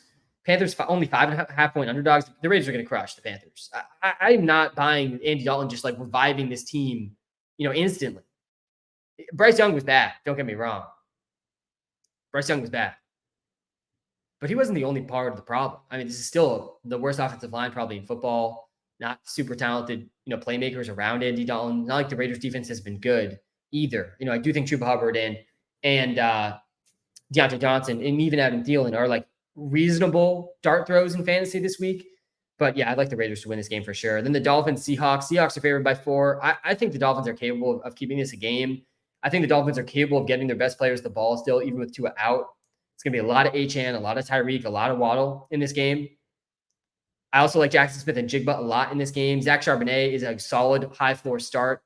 Talked about him very early on the live. Baker or Dak? Yeah, I think I would go Dak over Baker. Derrick Henry or Sharp? Oh gosh, I think I actually do have Sharp. Yeah, I have Sharp one spot ahead of Derrick Henry. I don't think that's that unreasonable, but I'm fine starting Derrick Henry over Sharp too. The Lions versus Cardinals, the game I'm personally most excited for in this one. I think the Cardinals win, by the way. I think the Cardinals win this game. I think this is a really good matchup for the Cardinals offense. How good the Cardinals offense played last week. The Cardinals defense is bad. This is going to be a really high-scoring game. One of the highest over-under games, I think, of the season here at 51.5. But I do think the Cardinals can beat the Lions. I just don't see this Lions defense stopping the Cardinals. But the strength of the Lions defense is sacks. The defensive line getting sacks. But when they don't get sacks, they get absolutely torched in the secondary. Kyler Murray is one of the best evaders of sacks in the NFL. We saw it last week, scrambling out of multiple sacks for deep plays. I think we're going to see more of that for Kyler. Today, we got the 49ers and the Rams. 49ers are going to destroy the Rams. The 49ers, I think, are probably the best survivor pool pick of the week. There's just almost no way the Rams can beat the 49ers in this one with their offensive line issues against this defensive line. Jordan Mason's in for a big game. Brandon Ayuk, the bazooka, in for a huge game too. But 49ers, I think, are a lock to win in this one. Ravens, Cowboys.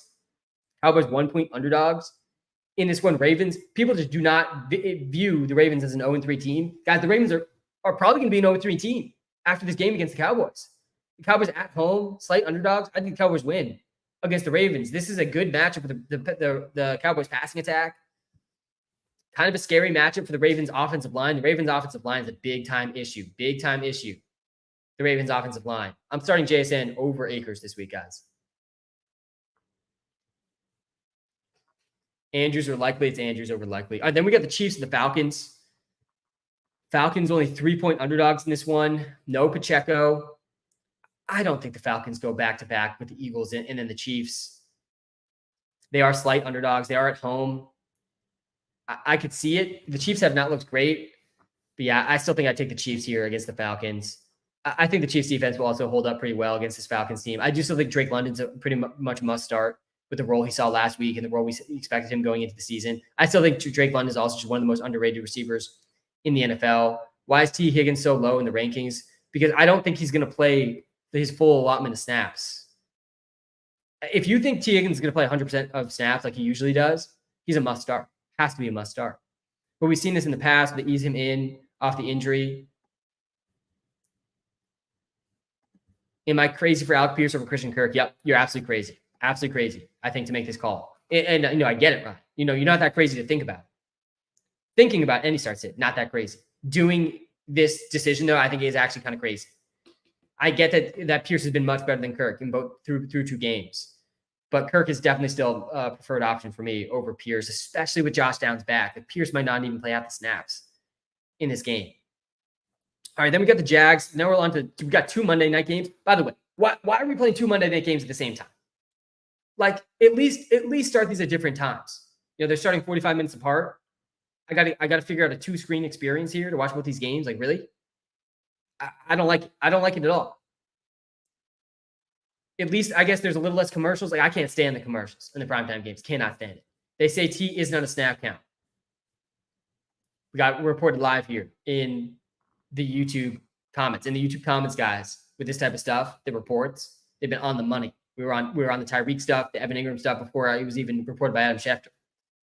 Sam, how are we doing this Sunday? Doing great, man. Doing great. So we got the Jags, Bills. I think the Bills do win this game. Jags go 0-3.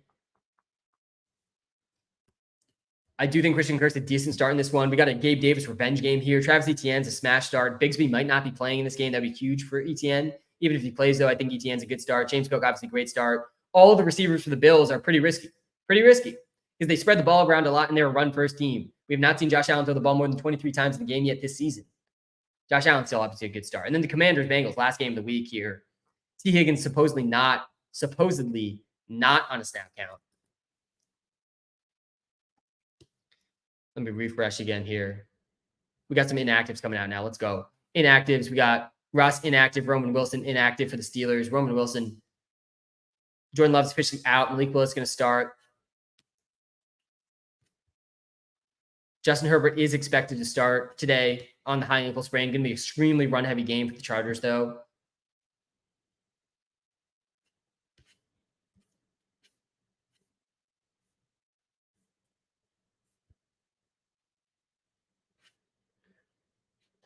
Taysom Hill officially ruled out.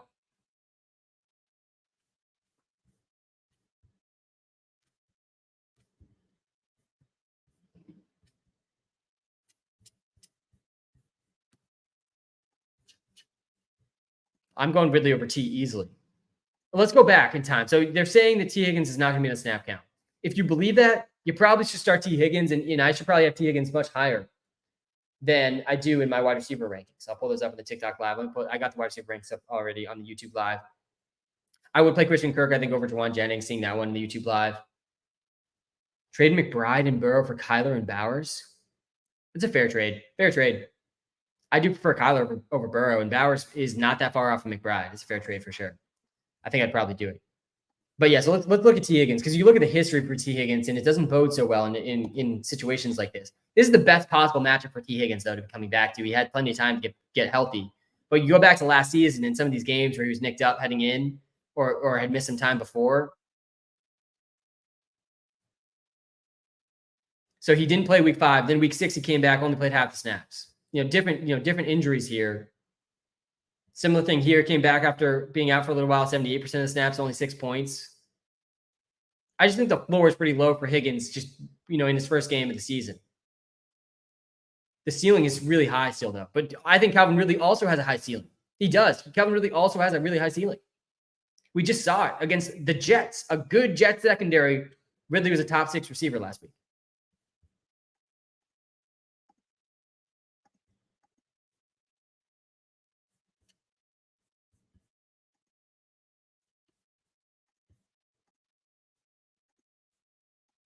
Andrew, good morning to you as well. It doesn't feel like morning, man. It does not feel like morning to me, but I guess technically it is.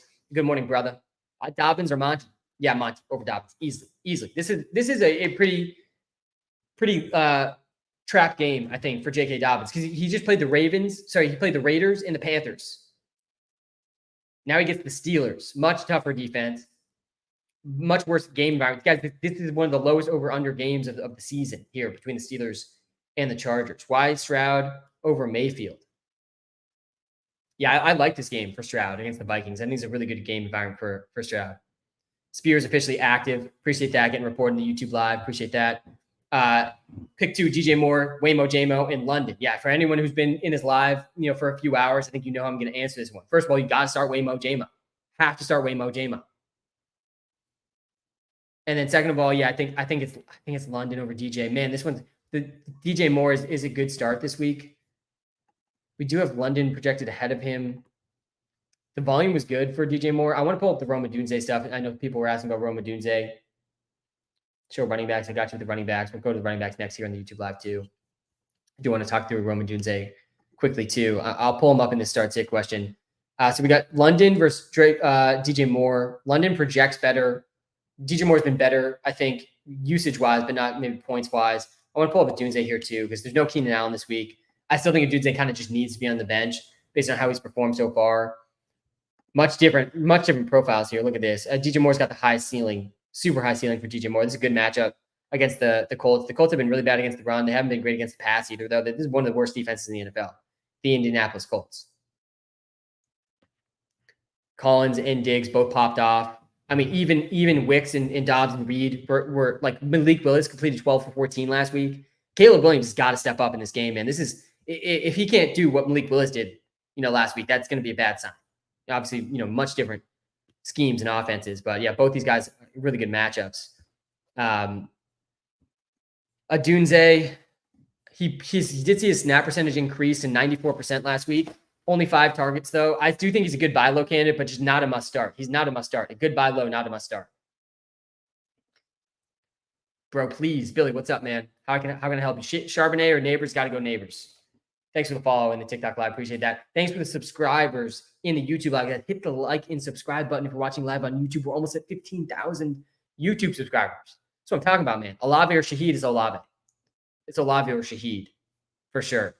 This is a really close one, honestly. Like, the more I look at the Drake London stuff, the more I want to start DJ Moore here with no Keenan Allen. DJ Moore last week, only 11 points. Again, this offense has really struggled, but he does have at least 5 catches in both games. He's out there every single snap. Really good target share numbers. Good matchup. Resubscribe. Appreciate that in the TikTok. We will do the TikTok live subscriber only comments here coming up in like 30 minutes.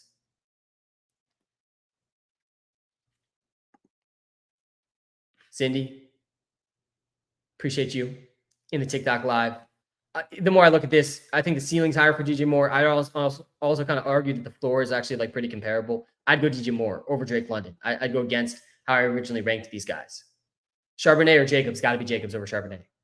I like Charbonnet a lot, but Jacobs is like a better version of Charbonnet. Both have really good floors because of the usage, but I think you got to have more confidence in the Jacobs efficiency. Thank you, Sam. Everything per usual. Have a great day. Enjoy the game too as well. Yo, Sam, should I do this? I'm giving up Steele, Coleman, Pat Fryermuth, Swift for CMC and Kittle, Skittles. I assume you mean Kittles. I assume you mean Kittle. Though Skittles, I do like Skittles a lot. One of my favorite candies. So I like the floor ceiling combo for Skittles, like always. A really high floor for Skittles. But I assume you're talking about Kittle. But yeah, I love this trade. Yeah, this is a league winning trade right here. We talk about it all the time. But like worth repeating, again, all that matters is the fantasy playoffs. That's it. What we're doing here in week 3, week 4, week 5, we are grinding to try to make sure we make the playoffs. But after that, the playoffs is all that matters. And we just fast forward, 12 weeks from now, Yarshma, which of these guys are you going to want on your fantasy football starting lineup? Assuming full health. It's really clear. I don't think Steele is going to be startable. I don't think Pat Fryermuth is going to be a guy you need to start. Maybe Keon Coleman breaks out, but he's on a run for his Bills team. Swift has looked terrible. It's do or die this week for Swift. Similar to Zamir White, Caleb Williams, like some of these guys in these good matchups need to step up. But yeah, this is a smash trade, Yarshma. I personally think, as the season goes on, CMC is going to become a clear buy. Assuming he's healthy for the fantasy playoffs, I think he will be. There's some risk there, but you're really not even taking that much risk. Those guys are trading. Love that trade. That's a league-winning trade. I want to make trades like that, just generally.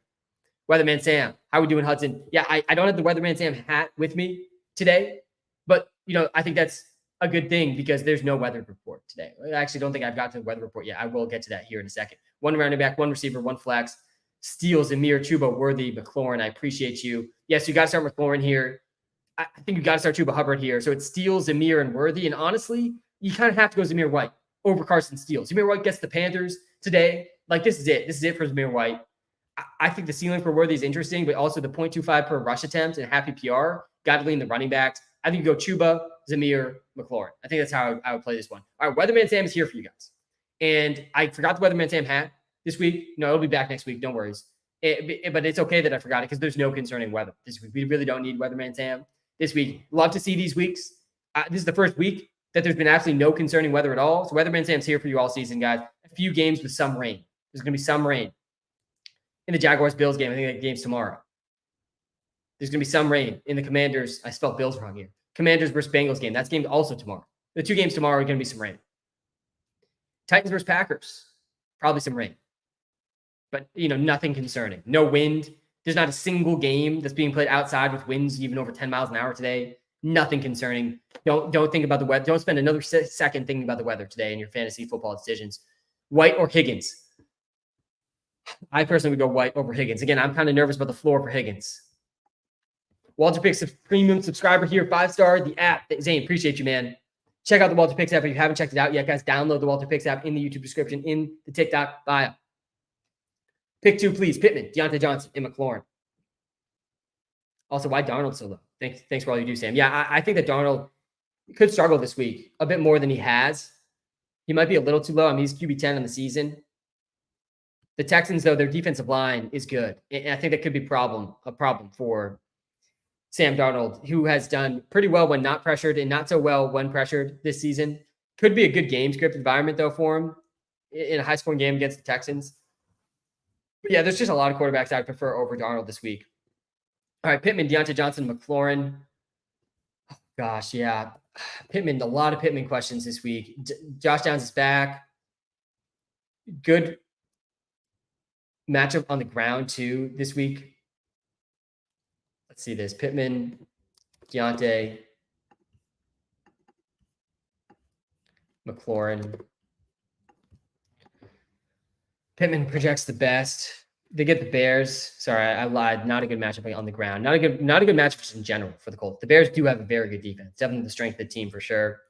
They said, oh, it was the Titans that said week 1, if they just punted the ball, they would have won against the Bears. That's because the Bears defense is so good. Julio, thanks for doing the TikTok live subscription. We're about to go to TikTok live subscriber comment only mode here in a second.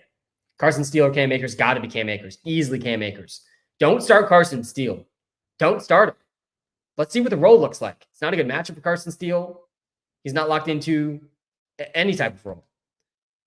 I would bench Deontay Johnson in this one, like for sure. I think this one's between Pittman and McLaurin. Pittman is a little banged up too. Like I kind of do lean McLaurin here. It's close though. Definitely a close one. Both these guys play. Actually, Pittman's about to play. McLaurin plays tomorrow night. Let's look at the matchup here quick against the Bears. How some of these receivers have done against the Bears. Collins did well. Collins is maybe the most comparable guy to Pittman on this list. No one else has really done well. I do think the Colts lean more in the run. I think you go McLaurin. I go McLaurin over Pittman. He's also banged up. Who knows if he's even going to see his full allotment of snaps. Josh Downs is playing. I'd go McLaurin here. All right, let's get to.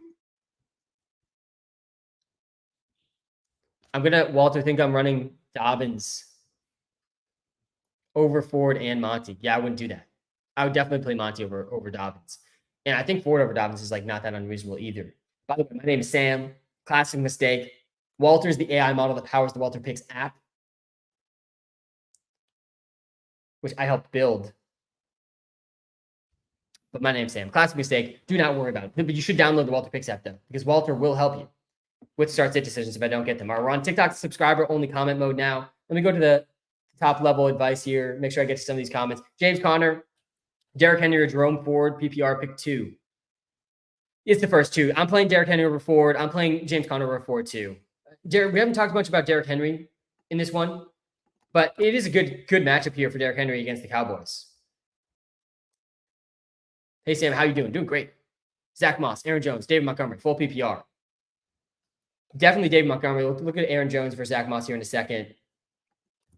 But yeah, the Cowboys have I think allowed a couple big running back performances this season. Yeah, Jerome Ford had 19 points. Alvin Kamara last week at 44 points. I don't think 44 is likely here for Derrick Henry, but I do like Derrick Henry for sure. All right, let's say we got Ford. We got Moss. Seems some people asked about Zach Moss. Appreciate doing the TikTok live subscription, by the way. JSN over Ford or Neighbors, absence Ford. I'm fine going JSN over Ford. I would go JSN over Ford. I think JSN's in a really good matchup here against the Dolphins. I like the matchup for Ford a lot too. I'm not benching Neighbors. You got to play Neighbors for both those guys easily. Jaden Daniels over Richardson. It's Richardson over Daniels just slightly. All right, so it's Zach Moss, Aaron Jones, David Montgomery. I definitely think you got to play David Montgomery there. This is a good matchup for Montgomery and Gibbs. Both these guys are going to smash. We haven't really talked about Jahmyr Gibbs at all, but he's going to smash against the Cardinals. This game's going to be super high scoring. Really good game environment for both. We got Ford projected a little ahead of Aaron Jones here. Aaron Jones had a down game last week, only 9.8 points, only 32 rushing yards, no touchdowns. He only had 9 carries. He did have 6 targets, though. 25% target share for Aaron Jones. Really saved his day. I think I'm fine going Ford over Aaron Jones. I think it's Monty and Ford over Aaron Jones. Wide receiver. Yeah, I got you with the wide receiver list. I've had the wide receivers up for a little while here. I'll pull the running back list here on the YouTube Live. Guys, shout out to everyone in the YouTube Live, especially if you've been here a few hours. I appreciate you guys so much. Seriously. This is a dream come true to do this every Sunday. I look forward to these all week. We got a great Sunday slate ahead of us. Still tons of start-sits to get through, so don't go anywhere. But shout out to everyone in the live, man. Hey, Sam, should I play Zach Charbonnet or Mike Evans? PPR, by the way. This is, quintessential here, floor-ceiling decision. Zach Charbonnet is the floor play this week. Like, he is it. He's like a slightly worse version of Josh Jacobs this week. He's not coming off the field. He's going to probably be number 1 in running back snap percentage. So he's got a good floor. Evans obviously has a really good ceiling, though. Evans has not really had a bad game. I mean, last week, 7.2 points, actually. So it's a floor ceiling choice. I would go Sharp. I really want to play Sharp. Mayfield or Stroud, got to go Stroud. Steele, Waddle, or Deontay Foreman at flex. Waddle. It's Waddle over Steele, like so easily for me. Steele has an interesting ceiling, but Waddle has a ceiling still too. And Deontay Foreman, man, the floor is just so low. It's like a good matchup for him against the Giants, but you got to go Waddle. Got to go Waddle, even with Skylar Thompson starting. London or Williams. Yeah, I'm playing Waymo Jamo. I'm playing Waymo Jamo over Drake London. I'm playing Waymo Jamo over most guys. Hey, Walter, should I drop Samir White? Classic mistake. My name is Sam. Walter is the AI model that helps power the Walter Picks app, which I helped build.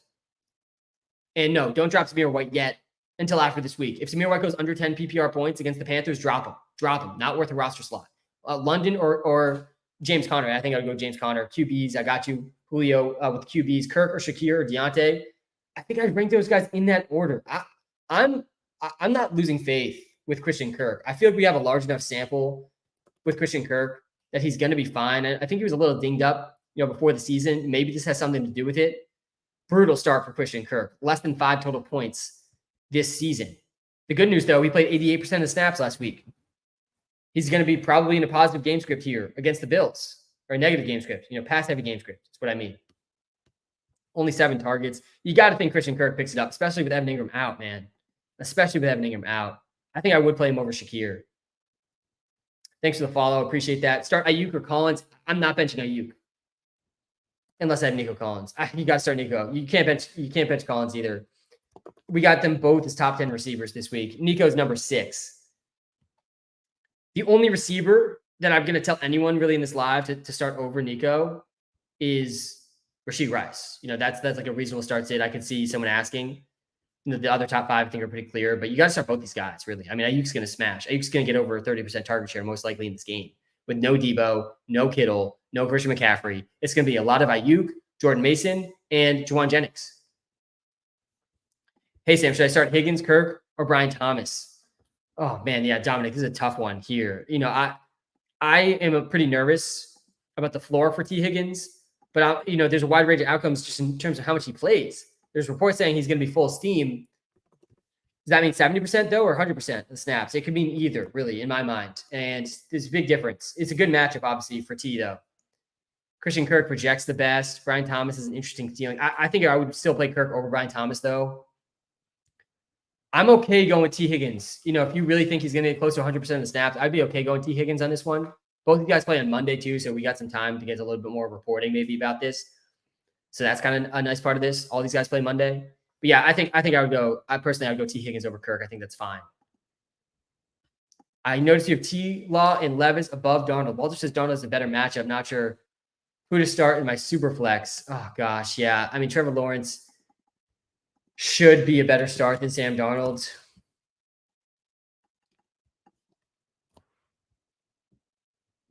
Worthy, Pickens, or Jennings? Man, Pickens is in a tough spot with this question.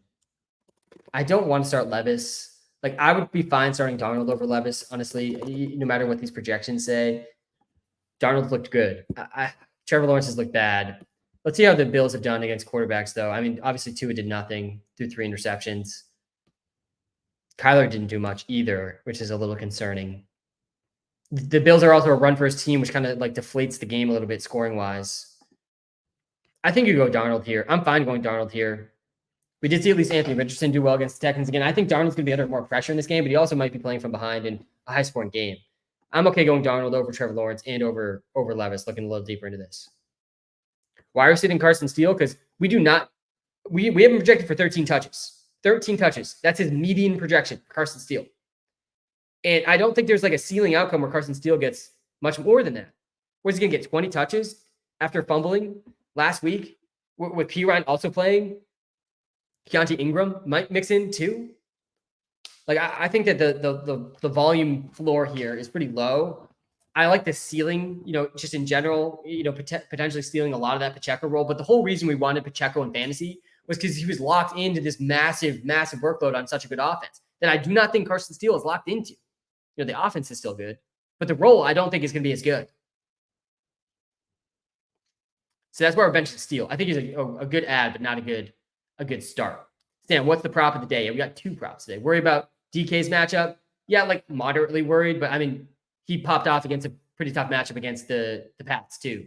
I think DK and Jackson Smith-Njigba good starts this week for sure. Oh yeah, so we do have 2 free props today. We're 7-2 on the free play prop. So it's not surprising, Jake.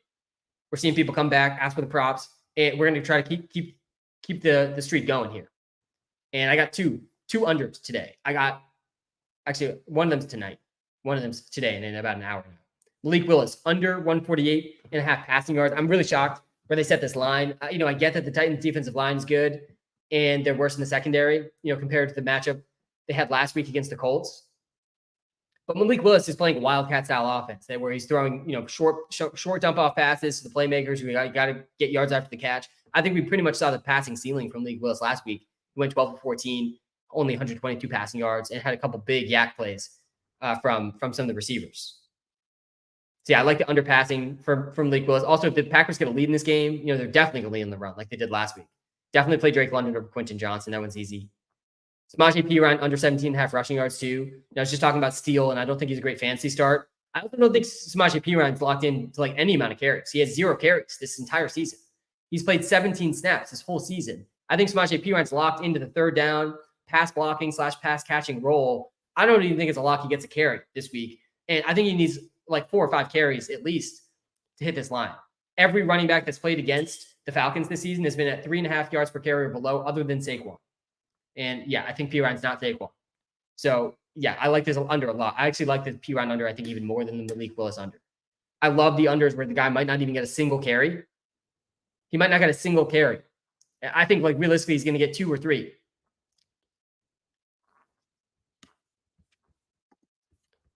Ferguson or McBride? Yeah, it's McBride easily. McBride's the top tight end this week. Pull up the tight end rankings here. Let's switch it up to. I'll pull up the QB rankings. Thanks for the gift and the TikTok live. Appreciate it. Let's go to the wide receiver list here. Pittman or Singletary in the flex. Don't like Singletary, but Bears D is tough on receivers. Yeah, I think you got to go Pittman there. The Bears defense is good. Singletary is a floor play for sure. I've been telling a lot of people to bench Pittman this week. Yeah, it's still Pittman, I think. Last one, DK or Shaheed. Collins or Dell. Yeah, definitely Collins or Dell. DK or Shaheed is actually pretty close. I think it's DK. I feel like I've told too many people to bench Shaheed, though, man. Like, he doesn't project as well as some of these guys, but he's been falling, and it's a good game environment for him. But yeah, it's got to be Metcalf. It's got to be Metcalf over Shaheed. This one's not that close. Sam, are we confident in Vikings defense? Should I do a quick switch for another defense? Yeah, let me pull up the defense rankings. Defense rankings are up on the YouTube live here. The Browns are the best defense. I like the Bucs. I like the Raiders a lot too. I'm not buying Andy Dalton, just turning around this offense completely. I like the Titans defense against Malik Willis. Chiefs defense versus the Falcons. I like the Texans defense more than the Vikings defense too. I think the Texans defense gets a lot of pressure on Sam Darnold today. Titans, Bears, or Packers this week? Titans, Bears, or Packers this week? Yeah, so the Titans are 3-point favorites in this game, which is a little surprising to me. I kind of think the Packers win, honestly, but yeah, I'd probably take the Bears of all three of these teams. Oh, you're talking about the defenses too, probably. The Bears defense for sure. Yeah, it's the Bears. I like the Bears defense a lot. Zamir White or DeAndre Swift? It's Swift. Yeah, Swift over Zamir. Both these guys like need to show something, some sign of life here for both these guys. As a Vikings fan, I'm not confident because we are missing 2 key players, Pace and Turner. Yeah, that's not good. Definitely not good there, Cindy. It's the other thing that's not good is Sam Darnold's numbers against pressure. And the Texans have been pretty good at generating pressure too. I do think the Texans win that game. Hey, Sam, I need to bench either Neighbors or Brian Robinson Jr. to make room for Waymo Jamo. Neighbors matchup makes me nervous. Walter has them really close. Thoughts. Love the app, by the way. Thanks, man. Yeah, I think you got to go Neighbors over Brian Robinson Jr. Definitely not a bad, decision here. Like, I think both choices are probably good here. I do think you got to make room for Waymo Jamo for sure. I agree with that. I would play Jamo over both these guys. The reason I actually think this might not be the worst matchup for Malik Neighbors is he's been dominant against the limited man coverage that he's played this season. 15% of his snaps have gone against man coverage this season, and like 40% of his fantasy points were scored on those snaps. Teams have been terrified to play him in man coverage, and the Browns are going to play man coverage, I think, a lot against Malik Neighbors. They're almost always one of the highest rates of man coverage in the NFL. They can do that though, because they do have good secondary. That's why, I understand you being nervous, but actually, like, I think Malik Neighbors is probably elite enough to just torch man coverage almost regardless of who's trying to cover him man to man. So I actually think it is Neighbors over Brian Robinson Jr. It is a bit of a floor ceiling decision. The floor is better for Brian Robinson. If you do want to just lock in 10 points, maybe you played against Ramondre Stevenson on Thursday night, then you probably should go B-Rob over Neighbors. But otherwise, it's Neighbors, Waymo, Jamo. One of these guys probably going over 20 points again this week. Like good combo of ceiling here, and like sneakily decent floor too. Like the Neighbors floor is what we saw week 1. That's the floor, 11 points. The true scary part for me is less so the secondary, which is good. But again, if they play man coverage, I think Neighbors will be fine. The true scary part is Daniel Jones just getting sacked against the Browns, which is absolutely possible. Start Higgins or Charbonnet in flex if Walker does not play. Walker is not playing, so yeah, you should start Charbonnet over T. Higgins for sure. Sam, Deontay Johnson or Jennings? PPR. Yeah, I think it's Jennings over Deontay. Akers, Najee, Worthy, Jennings. It's Akers and Najee here. I think over Worthy and Jennings. Hey, Sam, happy Sunday. Super quick. Akers or Jerome Ford for PPR. And Pittman, Ladd, Akers or Javonte. Yeah, I think Akers over Pittman and Ladd is fine. I play him over Javonte too. And then Akers or Ford, I think it's Ford over Akers. Also, do we have DFS? Yeah, I got you with the DFS lineup. We're going with the number 2 quarterback in fantasy football, whose price is QB10, Derek Carr, stacked with Chris Olave, stacked with Rashid Shaheed. I don't have a bring back here, which I don't feel great about. I do think if I were to tweak this, I'd try to find a way to get Devontae Smith or even Dallas Goedert or Saquon in this lineup. Goddard's obviously the easiest to get in, but I do think a bring back makes sense if I'm going to double stack the Saints like this. And then Achane should be in your tournament lineups. Achane's going to get 20 plus touches this week. Just think about what I just said. If we know Achane's getting 20 plus touches, we know he's one of the most efficient running backs in NFL history. Start Devon Achane. I mean, just start Devon Achane. He's going to be going against a Seahawks defense too that's not been great against running backs. And then Cam Akers, I think, is a good price point here for probably 15 plus, maybe 20 plus touches in this game. Goomba Wally's probably going to steal some of the receiving work, but I think Akers is a pretty good bet for a touchdown. And then Ayuka the Bazooka, 30 plus target share incoming for him with no Debo, no Kittle, no CMC. Brock Bowers might be the number 1 overall tight end in fantasy football after this week. Jackson Smith, JSN, like him a lot too against the Dolphins. I think he'll continue to produce like he did last week. Thanks for the follows, the TikTok live. Appreciate that, guys. We're live on TikTok and YouTube right now, by the way. Do the TikTok live subscription. I'll get your comment, or come to the YouTube live. I'm pulling up comments there too. Sam, hope you're doing well. Thank you. Hope you're doing well. Also, we are less than an hour away from football on our TV screens. We're over 3 hours into this live. We are going to be wrapping up soon. Do appreciate everyone that is tuned in. It's going to be a great Sunday, man. Tough situation running back too. Moss or Eckler full PPR. Curious about this Bengals matchup. Yeah, the Bengals are in a good spot this week offensively. And Zach Moss is the goal line back. Zach Moss has been dominating touches, but a little less exciting. I still think that Chase Brown, 80% snap share for Moss last week. The matchup against the Commanders, Rashad White did pretty well. Devin Singletary did okay. This is definitely a better matchup for the receivers and the running back. But yeah, I still think it's Moss over Eckler. Let's compare these guys though. Eckler and PPR too. Eckler's actually shown some juice. Just the usage has not been high enough for Eckler. Yeah, he's not even close to Moss here. I mean, you're talking about a guy, Zach Moss played 80% of snaps last week. Eckler played 43%. They're almost playing half as many snaps. And I do think the Bengals defense hasn't been great for the running backs. Actually, they had two good running back performances here. But yeah, it's probably going to be B-Rob over Eckler. So yeah, I'm okay going Moss over Eckler for sure. Afternoon, Sam. Good afternoon to you as well. Baker or Stroud. Also, Moss or Swift in the flex. Yeah, it's Swift over Moss, and it's Stroud over Baker. Our league is 5 yards per point.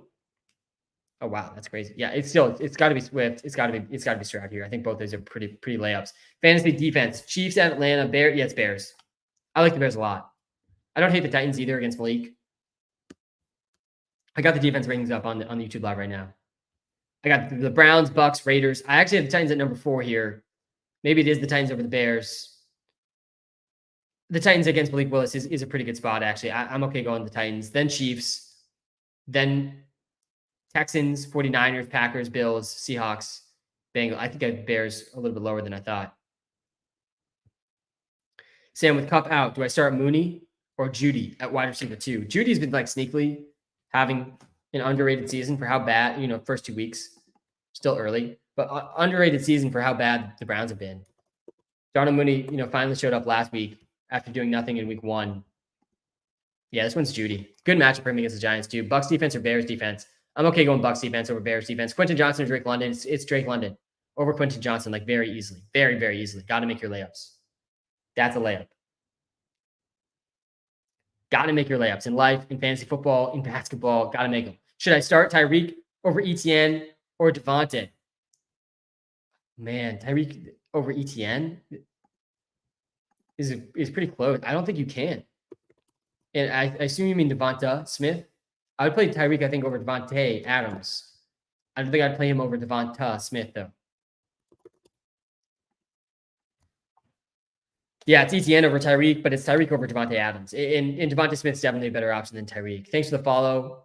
Appreciate that. CJ, thanks for the gift, man. Appreciate you. T. Higgins or Tank Dell, PPR. It's Tank Dell. It's Tank Dell over T. Higgins. Let's see how much T. Higgins is going to play. Like, it's a good matchup. I get wanting to get T. Higgins in there. I'm still a little skeptical how much he's even going to play. Jennings or Pittman? Oh, gosh. So many Pittman questions today. I've told so many people to bench Pittman. I think you got to start Pittman in this one, though, over Jawan Jennings. JSN or Drake London? It's got to be Drake London over JSN. Has to be. I do really like Jackson Smith and Jigba in this game. I'm in on Jackson Smith and Jigba. I think Drake London, though, with the role, with the game environment, kind of has to be Drake London. Jennings, I could see regretting that decision, But I think the process is sound to start Drake London over Jackson Smith-Njigba, just given the player that Drake London is in the role that he's in the game environment he's going to be in too. Yeah, this one's Pittman pretty easily. Dobbins or Pickens at full flex. It's Dobbins over Pickens. I just think this game is the lowest over under of the season. Sam, my guy, Matt, how we doing? Got the trophy due to Walter. Thoughts, Neighbors or Drake? PPR. Oh man, yeah, I think I have them back to back here in my wide receiver rankings. I'll pull these up again.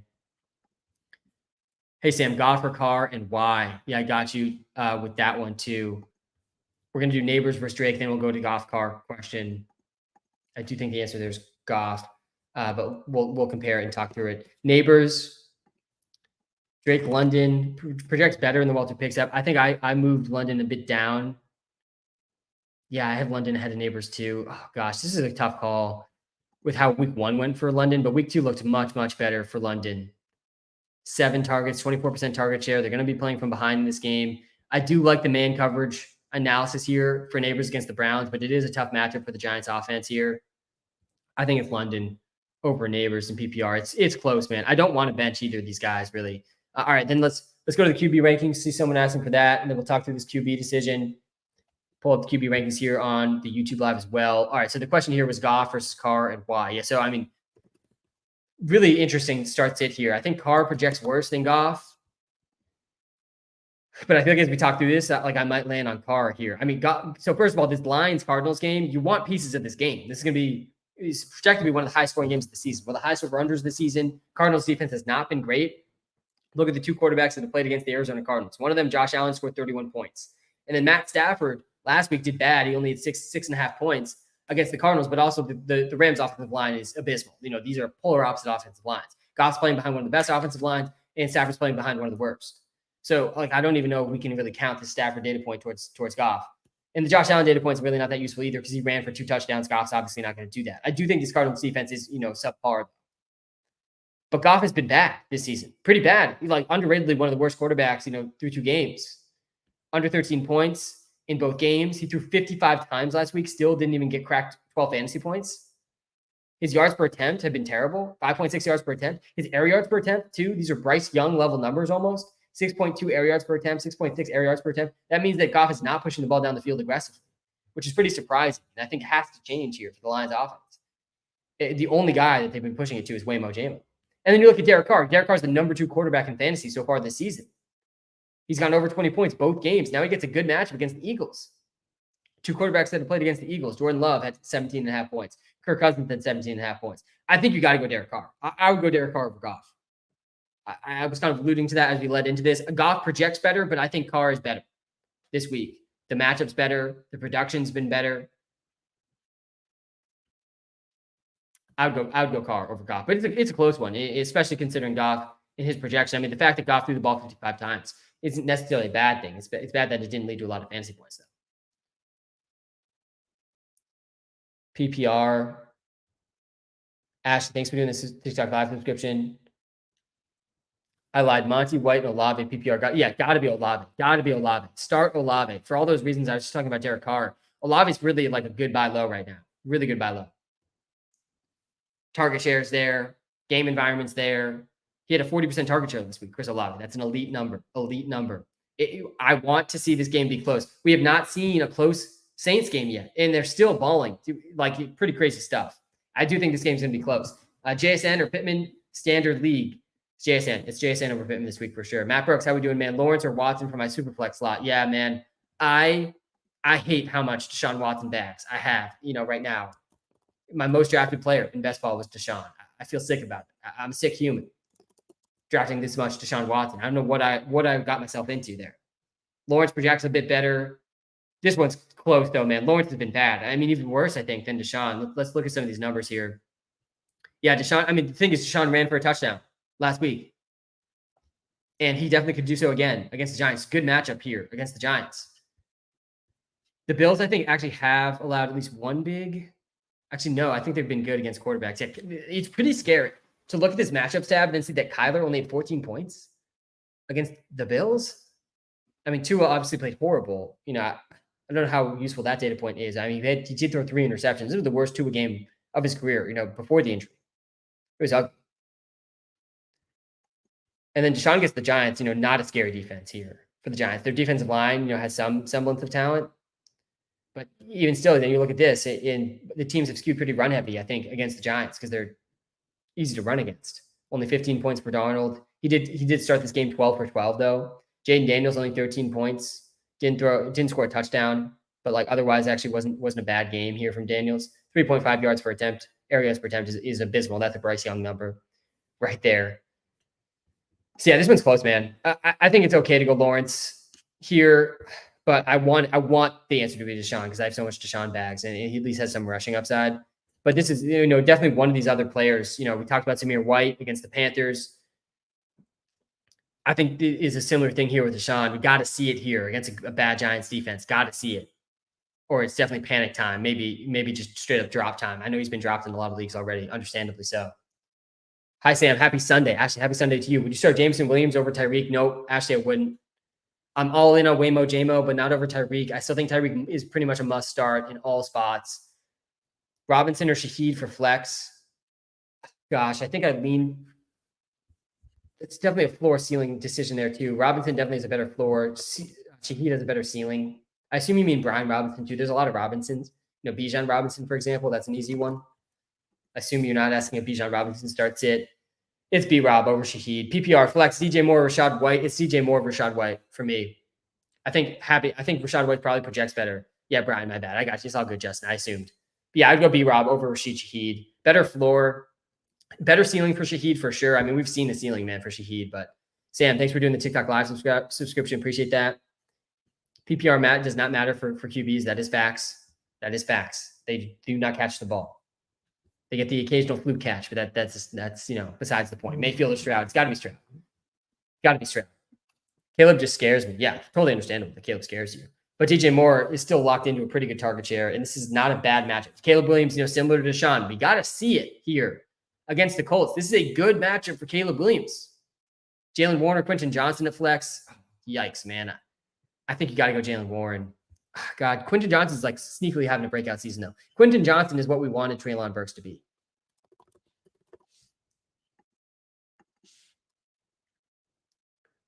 I'm doing the comparison right now on the YouTube live. We're going to see. Yeah, it's Warren. It's just barely Jalen Warren over Quentin Johnson. Jalen Warren did play good last week. You got to wonder if he earned a slightly bigger role. 8.1 points for him. Snap share went up to 48%. Route percentage went up. I think the rush share went up a lot. Yeah, he went from 2 carries to 9. And he played well. I think he was one of the most efficient players on the team last week. Yeah, he had 9.5 yards per reception, 4.7 yards per carry. I think those are both better than Najee. So yeah, I think Warren over Quentin Johnson's fine, given what I expect in that game. All right, let's wrap up with the free player props one more time here. I really do like this P-Ryan one a lot. These both feel close to the ceiling for both these guys. Malik Willis under 148.5 passing yards. Samaje P-Ryan under 17.5 rushing yards. Gotta love the unders when they're pricing these at the guy's ceiling. Like realistically, how much more yards than this can these guys really get? Not many more. Samaje P-Ryan has 0 carries this season. 0. He could have 0 in this game still with Carson Steele and Keontae Ingram getting the carries.